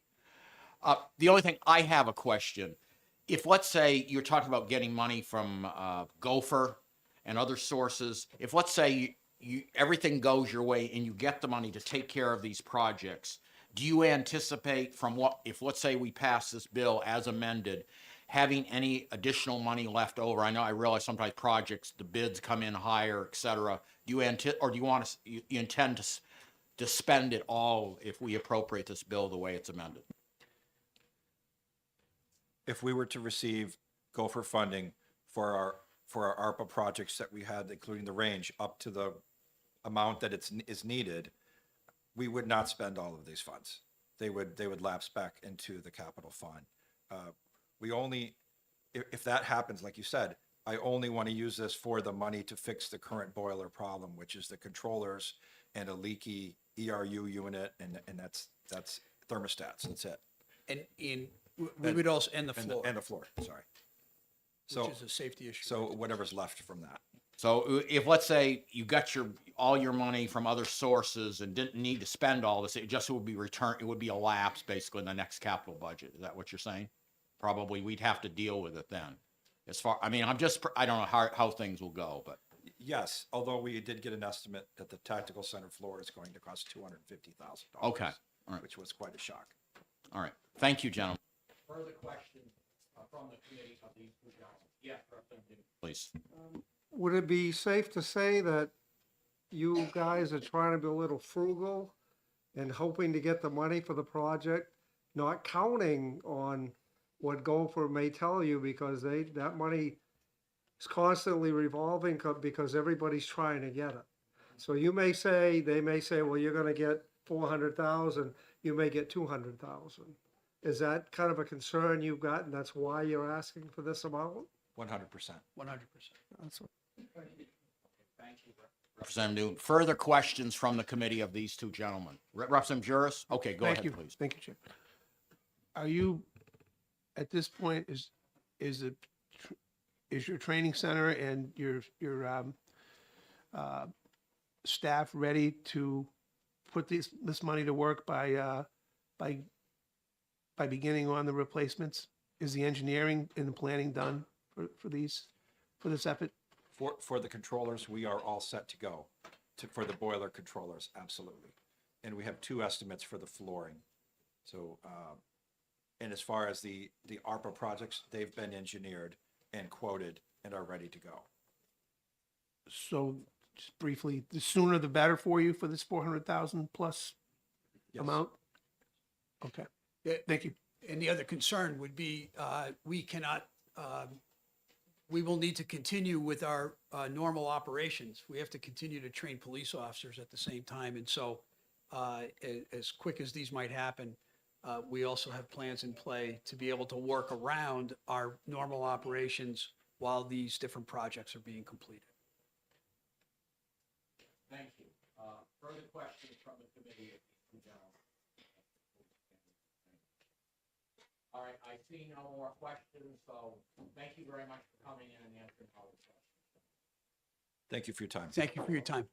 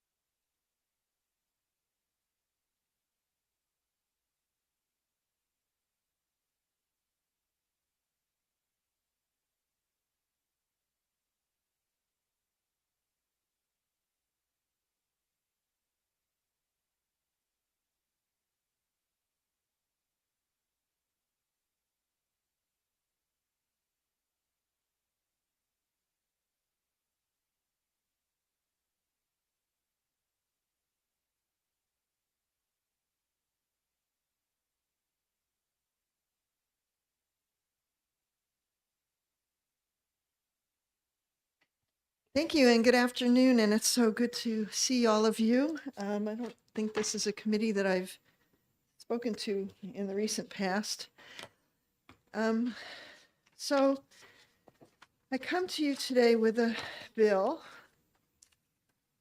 HB 1488. You guys all set? Okay. So I'm introducing this bill, HB 1488, to you today relative to hazard mitigation funding. With this bill, I'm asking to place money in the existing disaster relief fund, which is found in RSA P:46A, in order to assist towns with limited resources to help them pay for implementation of their hazard mitigation plans. Small towns, especially, often do not have the tax base to afford the huge costs of hazard mitigation plans. Many can barely pay for their regular road and equipment maintenance, and they also cannot afford to wait years to save up money to implement costly hazard mitigation plans. Given that New Hampshire has been severely impacted by several storms over the past few years, resulting in the declaration of disaster throughout the state, and given that New Hampshire has an interest in helping municipalities prevent or reduce the loss of life and damage to property and infrastructure in future natural disasters, it would seem that the strengthening of municipal infrastructure is important for the safety, commerce, and enjoyment of all New Hampshire citizens. I believe it is in the interest of citizens of the state to provide a means to assist municipalities to implement hazard mitigation projects and plans to prevent future damage from weather-related events and natural disasters. The National Institute of Building Sciences did a study that showed enormous benefits in investing in hazard mitigation plans. I sent a copy of the report to the members of this committee. Mitigation protects lives, improves safety, prevents property loss, and decreases disruption of daily life. Research shows a return of $6 for every dollar invested in mitigation activities that help reduce risk and future disaster losses. And furthermore, according to NCSL, policymakers should consider creating statewide resilience plans that centralize their approach to dealing with the challenges associated with disasters. The reports indicate that expenditures for the Federal Emergency Management Agency's Public Assistance Program, which municipalities seek reimbursement from after a natural disaster, alone increased by 23% when comparing the 2000 to 2009 and 2010 to 2019 decades. The federal government as a whole spent at least $460 billion on disaster costs from 2005 to 2019. And we are already hearing that FEMA is beginning to run out of reimbursement money and that they're backing away from funding reimbursement requests. It's been all in the news in the past year or two. And as a state, we have to be prepared to help ourselves. This bill adds money to an existing fund for purposes of hazard mitigation grant funding and sets up criteria for application for the funding by a municipality. The municipality would have to have a municipal hazard mitigation plan in place to begin with. This proposal that I'm offering would just help them get started on implementation, which might otherwise be put on the shelf due to lack of resources. These small towns in New Hampshire need our help. They simply don't have the tax base to do these expensive projects in a timely manner, and that exposes them to incredible damage due to weather-related incidents. So I thank you, and I would be happy to answer any questions you have regarding this proposed legislation. Thank you, Representative Aaron. Questions from the committee of Representative Aaron. Representative Boyd. Thank you, Mr. Chairman, and Representative Aaron, thank you very much for your testimony. I appreciate it. And in the interest of time, Mr. Chairman, I do have 4 questions, so I'll defer to you as to whether I can continue or not, so. Okay, I think it's okay if they're not, like that's 4 questions, but I'm probably gonna ask somebody else. I appreciate the latitude. Thank you, Mr. Chairman. Thank you for letting me know that. Representative Aaron, do you know who administers the disaster relief fund? I believe it is in the Department of Safety, and I believe it is the New Hampshire Homeland Security Emergency Management. So I think that would be Director Buxton. Follow up, Mr. Chairman? Thank you. How did you arrive at the $2 million appropriation in the bill? Well, it just seems to me, just based on what I've seen in terms of damage in my own town in Ackworth, that $2 million would have really helped us a lot to help, get things put in place. And some mitigation plans are more expensive than others. We all know, as members of our own town select boards or just involved in our town government, that the costs of culverts and ditching and even road diversion, building a road that's different from where it is, any of these hazard mitigation plans can be quite pricey. There's also the issue of, what our contractor fees have gone up quite a bit. Costs are expensive for these kinds of projects. And these towns, they try very hard. They try and squirrel away money to do it. But then, you need a new dump truck, or you need a new fire truck, or you need something that's a more pressing issue than, some of the plans that the town in good faith puts in place. A follow up again, Mr. Chairman? Please continue. Thank you. On line 31 of page 2 of the bill, it reads a current copy of the municipal hazard mitigation plan, period. Is there a legal definition to this specific term? I'm not sure. Okay. As far as I understand, the hazard mitigation plan that a town comes up with is a document. And most times they work with Homeland Security Emergency Management in New Hampshire to draft it. That's what I understand. No, okay, I appreciate what you're saying. Then lastly, on page 2, line 33, where it says the last two words are declared disaster, is this a federal declaration or a state declaration? Well, right now, we don't have a state declaration. I do have another bill in another committee that is seeking to have a state declaration that would be made by our Commissioner of Safety in the Department of Safety. But right now, a declaration of disaster would be a presidential declaration. Thank you, I appreciate that. Thank you, Mr. Chairman. Okay, thank you, Representative Boyd, Representative Aaron. Further questions of Representative Aaron from members of the committee? Yes, Representative Abbott, please. Yes, I just wondered if there was any specific criteria for qualifying for this relief. Well, I had set some in section 4 of from line on page 1, line 28 to page 2 down to line 10 that would have some of the criteria for applying for this kind of grant from the state. So that you would have to provide a current the municipality would have to provide a current copy of their municipal hazard mitigation plan, a description of the specific project, road or bridge project to be implemented, and the manner in which the hazard mitigation being implemented improves the infrastructure and prevents damage from future natural disasters. Item C, the amount of money being requested for the hazard mitigation project and demonstration of financial need of the municipality for implementing this project, an explanation and reasons why the municipality is unable to fund the project implementation in a timely manner on its own, and any supporting documentation to demonstrate that the infrastructure to be improved and protected is of significant or critical importance to commerce, the citizen safety, or provides access through, into, or out of the municipality. And the reasons why I put that there is because, it's one thing to do some hazard mitigation on some side dirt road, but I think it's more important for these projects to be done for the more heavily traveled roads where commerce is happening in and out of a town, a municipality.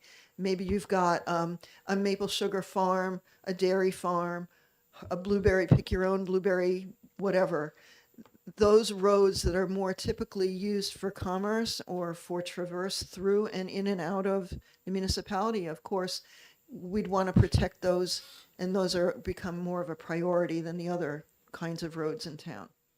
Thank you. Sure. Thank you, Representative. Further questions of Representative Aaron from the committee? Yes, Representative Henry, please, followed by the. Thank you, Mr. Chairman, and thanks for answering my question. Section 3 mentions a once in the calendar year grant being available for up to 50,000. Is that really gonna do much for some of the problems that people have? You're talking about big problems. Excuse me. Yeah, sure. Let's see, you said section 3. Which page was that on? Oh, yes, page 1. I'm sorry. Well, I thought that, that might be a good start for a municipality. Maybe that $50,000 is something that's preventing them from getting started. I mean, I don't think it's up to the state to fund an entire project, but I think if the state can offer some portion of that funding, it would really go a long way, especially in these smaller towns, to help get a project going and get it off the ground, as opposed to being, so expensive that the town can't afford it. So it was just a number that I thought was reasonable. And again, the intent of this bill is not necessarily to fund an entire mitigation plan, but at least to help the municipality get started in implementing it. Thank you. Thank you again, Mr. Chairman. I appreciate it. I thank the gentlelady for taking my questions. I appreciate it. Page 3 of the bill, section 3, where you have a committee is going to be comprised of a nonprofit community, human service organizations, disaster response, CAP, municipal organization. And I noticed that municipal organization was highlighted in italicized. So is this existing language and that we're adding municipal? Because I Yes. really felt it should be better to find the whole thing. Yeah. That if we're going to, if the bill is going to have some type of a disaster relief committee, that it be more specifically targeted as opposed to having a generic titles to who would comprise of this particular committee. So Thank you for that question. That's a very good question. Yes, it is amending existing statute. okay. The existing statute, I guess, was meant primarily to assist individuals, although I don't know that any individuals have ever made use of this statute. So when I saw this, that a fund has already been developed, which, by the way, right now, as I understand, only contains about $45,000. What I thought was to amend this language that's existing in statute to include municipalities so that municipalities can have a statutory vehicle to obtain said funding. Follow up, Mr. Chairman, thank you. And then on section 4, the maintenance of the records of disbursements, disaster relief committee, line 11, every 6 months following the effective date of the section. I guess my question to you is, are you comfortable with 6 months? Because I felt that maybe depending on the nature of the municipality applying for disaster relief may require a higher frequency of review. Well, this was, again, in current statute, and I believe the Department of Homeland Security Emergency Management is required to make this report every 6 months. I didn't know that it would be necessary to make it any, sooner frequency. I mean, if the committee feels that any other language in the existing statute needs to be amended or should be amended for clarity or for purposes of expediency, I'd be more than happy to put in an amendment or work with you to do that, or however you want to do it. It would be your bill right now. Anyway. Yep, I learned that term earlier this morning. So. Okay. But I'm more than open to have you make any kinds of changes to existing statute, as I tried to. No, I appreciate it. Thank you for your time. Thank you, Mr. Chairman. further questions of Representative Aaron from members of the committee? Are there any other questions? I just want to be sure. Oh, yes. Just one more All comment. right, okay, Rep. Thank you for the report. Oh, sure. I appreciate the hyperlink. Thank you. Yeah, no, the reports are very useful. I know one of them is very lengthy and goes into quite a lot of detail in specific hazard mitigation. 659 pages. Exactly. But there are parts of that report that I think that make some very salient points about when we do hazard mitigation, we are saving ourselves a lot of money. We are helping to prevent future loss of life, of resources, property, all of those things. And as we see with more of the frequency of these kinds of flooding events that we had a flood in July 2021, another in 2023. And it's not because, it's not necessarily because the damage that's being done is not necessarily because of the flooding in particular, but it's because we haven't really kept up with a lot of our infrastructure to harden it to more severe kinds of weather. We also have an issue with, I feel, with the way in which we do or don't do our stream management. You have a lot of streams that are backed up and blocked up with debris that have not been cleared over the years.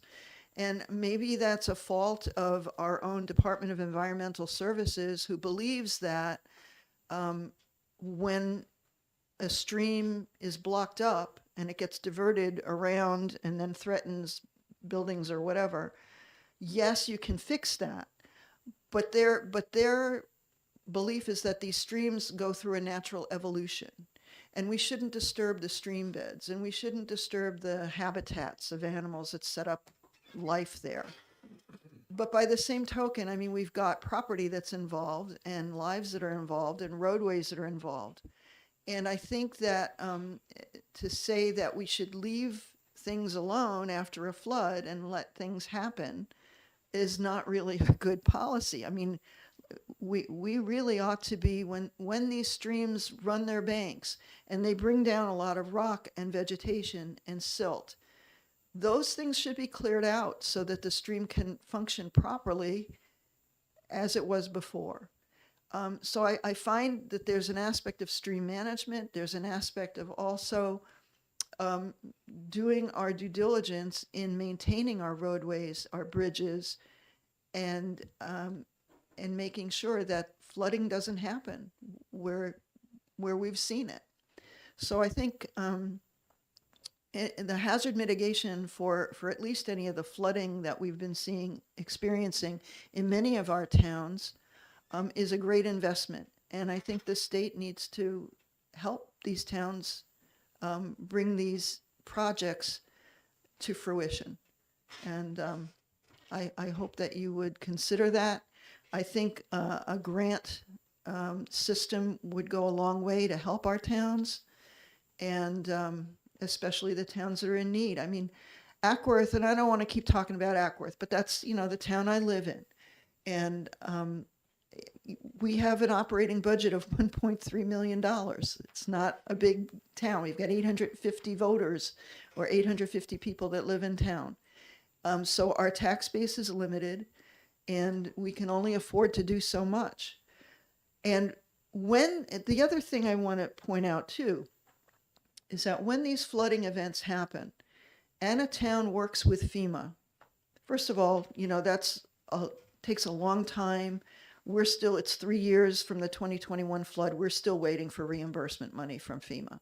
So, I mean, the money is not forthcoming. It's a bureaucratic mess. It's horrific for our towns who are limited in the amount of people they have in administration to work and do their own work, but also do all the reporting necessary. You might not have a very large road crew, but my point is that FEMA, when they reimburse your money, you are working on a project to put the road back to where it was before the flooding event. That doesn't include mitigation. So why would you fix something to be the same way that it was before and have yourself put at risk to have the same flooding incident, the same damage be done again? And then if you look at one of our roads in Ackworth, Cranebrook Road, that was taken out totally. The entire 2-3 miles of it was totally destroyed in 2021. And because there was no mitigation money, we put the road back to the way it was before. And guess what? When 2023 came around and we had that flooding in July, the entire road was washed out again, totally destroyed. And so all that money and time, well, and we didn't even finish. We only got temporary work done. All that time and money was wasted because we didn't really put in the kind of road plan that would have fixed the kinds of problems that we were having to begin with. And so it's a problem. And I think some grant money being made available to municipalities will go a long way to fix these kinds of problems. Thank you. Further questions of Representative Aaron from the committee. Before I go, did everybody get the information Representative Aaron emailed to us? As far as you know, okay. And this information, you gave me some hard copy. You didn't, of course, you only had a few copies. But I have a link to that in the email that I sent. Okay, that's that same information. Yes, sir. Okay, fine. But I do have a few and I think it's important for the record we have a few hard copies. Yep. Okay, so again, any other questions, Representative Aaron? Okay, seeing none. Thank you. And again, I would be most welcome to working with any of you to put in any kind of amendments to fix current statute language that is maybe inadequate at this time or clarify anything. I'd be happy to do that. Okay, thank you. So, if any of you want to work with Representative, we'll have to talk about committee, but I mean, I think we'd be more than happy to work with you if we can like this bill, and Aaron, I think hopefully we can, as I said, we'll see what happens. Okay. Thank you so much. Okay, thank you again. What a great committee. Is there anybody else here in for or against health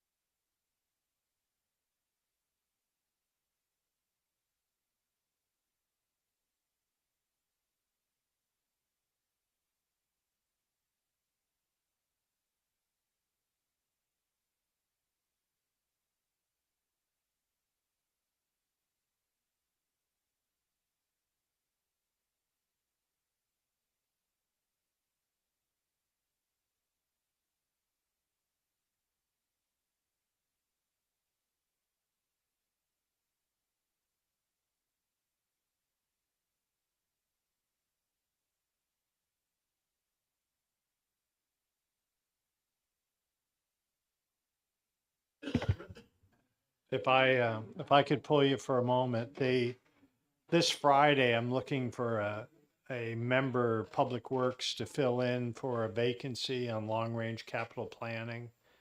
It comes at a nice hour, 9 o'clock in the morning on Friday.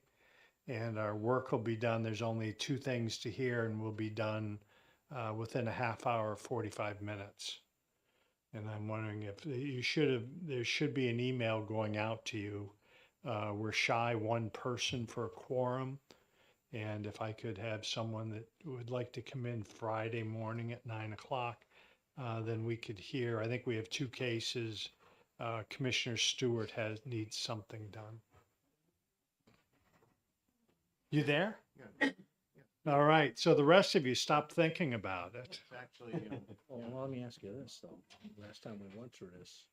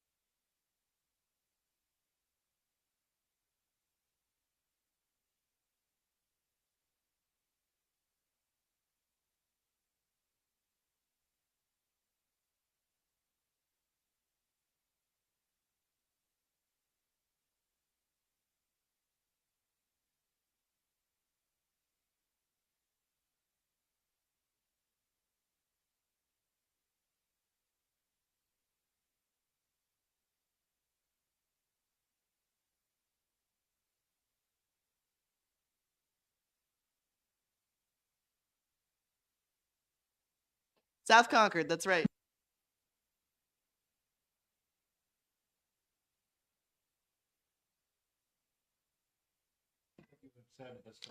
All right, okay, I'm sorry. Okay, thank you, Representative Jack. So everybody hear me. So we've just talked with the chair, and I think we've talked with the prime sponsor, and probably because it was a mistake that the chair, myself, and I don't know, you can blame other people too. I want to get into blame because we all make mistakes.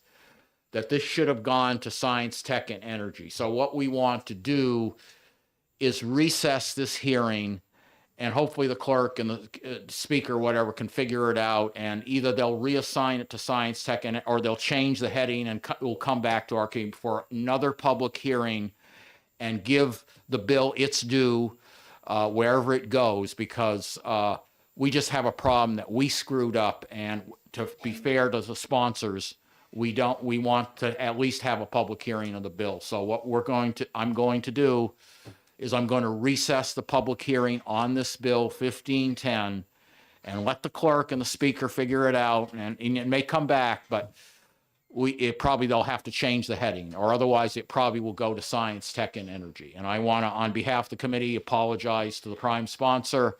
Sorry for the mix-up. Thank you very much for taking care of this error. And I just wanted to encourage everybody on this committee to at least read the article that I handed out, understanding that I may not actually be able to present to you in the future. I may be going elsewhere, but big, exciting, and interesting things are happening with EVs and our grid in New Hampshire.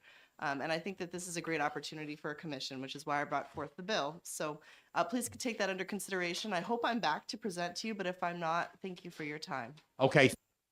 And I think it's important because this may come back or come on the floor. So I think it's important we all at least understand the one side of the issue and then hopefully make an intelligent decision. But again, thank you very much. House Bill 1510, and again, thank you very much. Point of order. I thought we were going into recess. Oh, recess. You can't close the hearing. You have to go Okay, to recess. I apologize, Representative Boyd. I'm recessing. I appreciate it.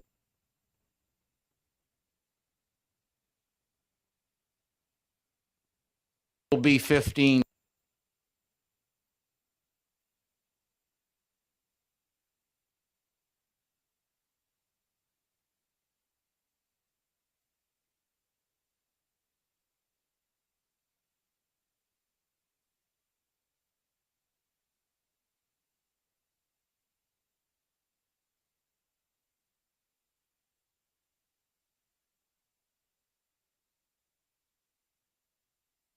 Okay, so that concludes today's activities. Again, I ask you to leave your nameplates on your desks because I've got to work with the administrative assistant, the chair, to make sure we know who's sitting where. So when we come back, the nameplates are in the proper place. I know some members of the committee are not here, but hopefully everybody's satisfied with where they're sitting.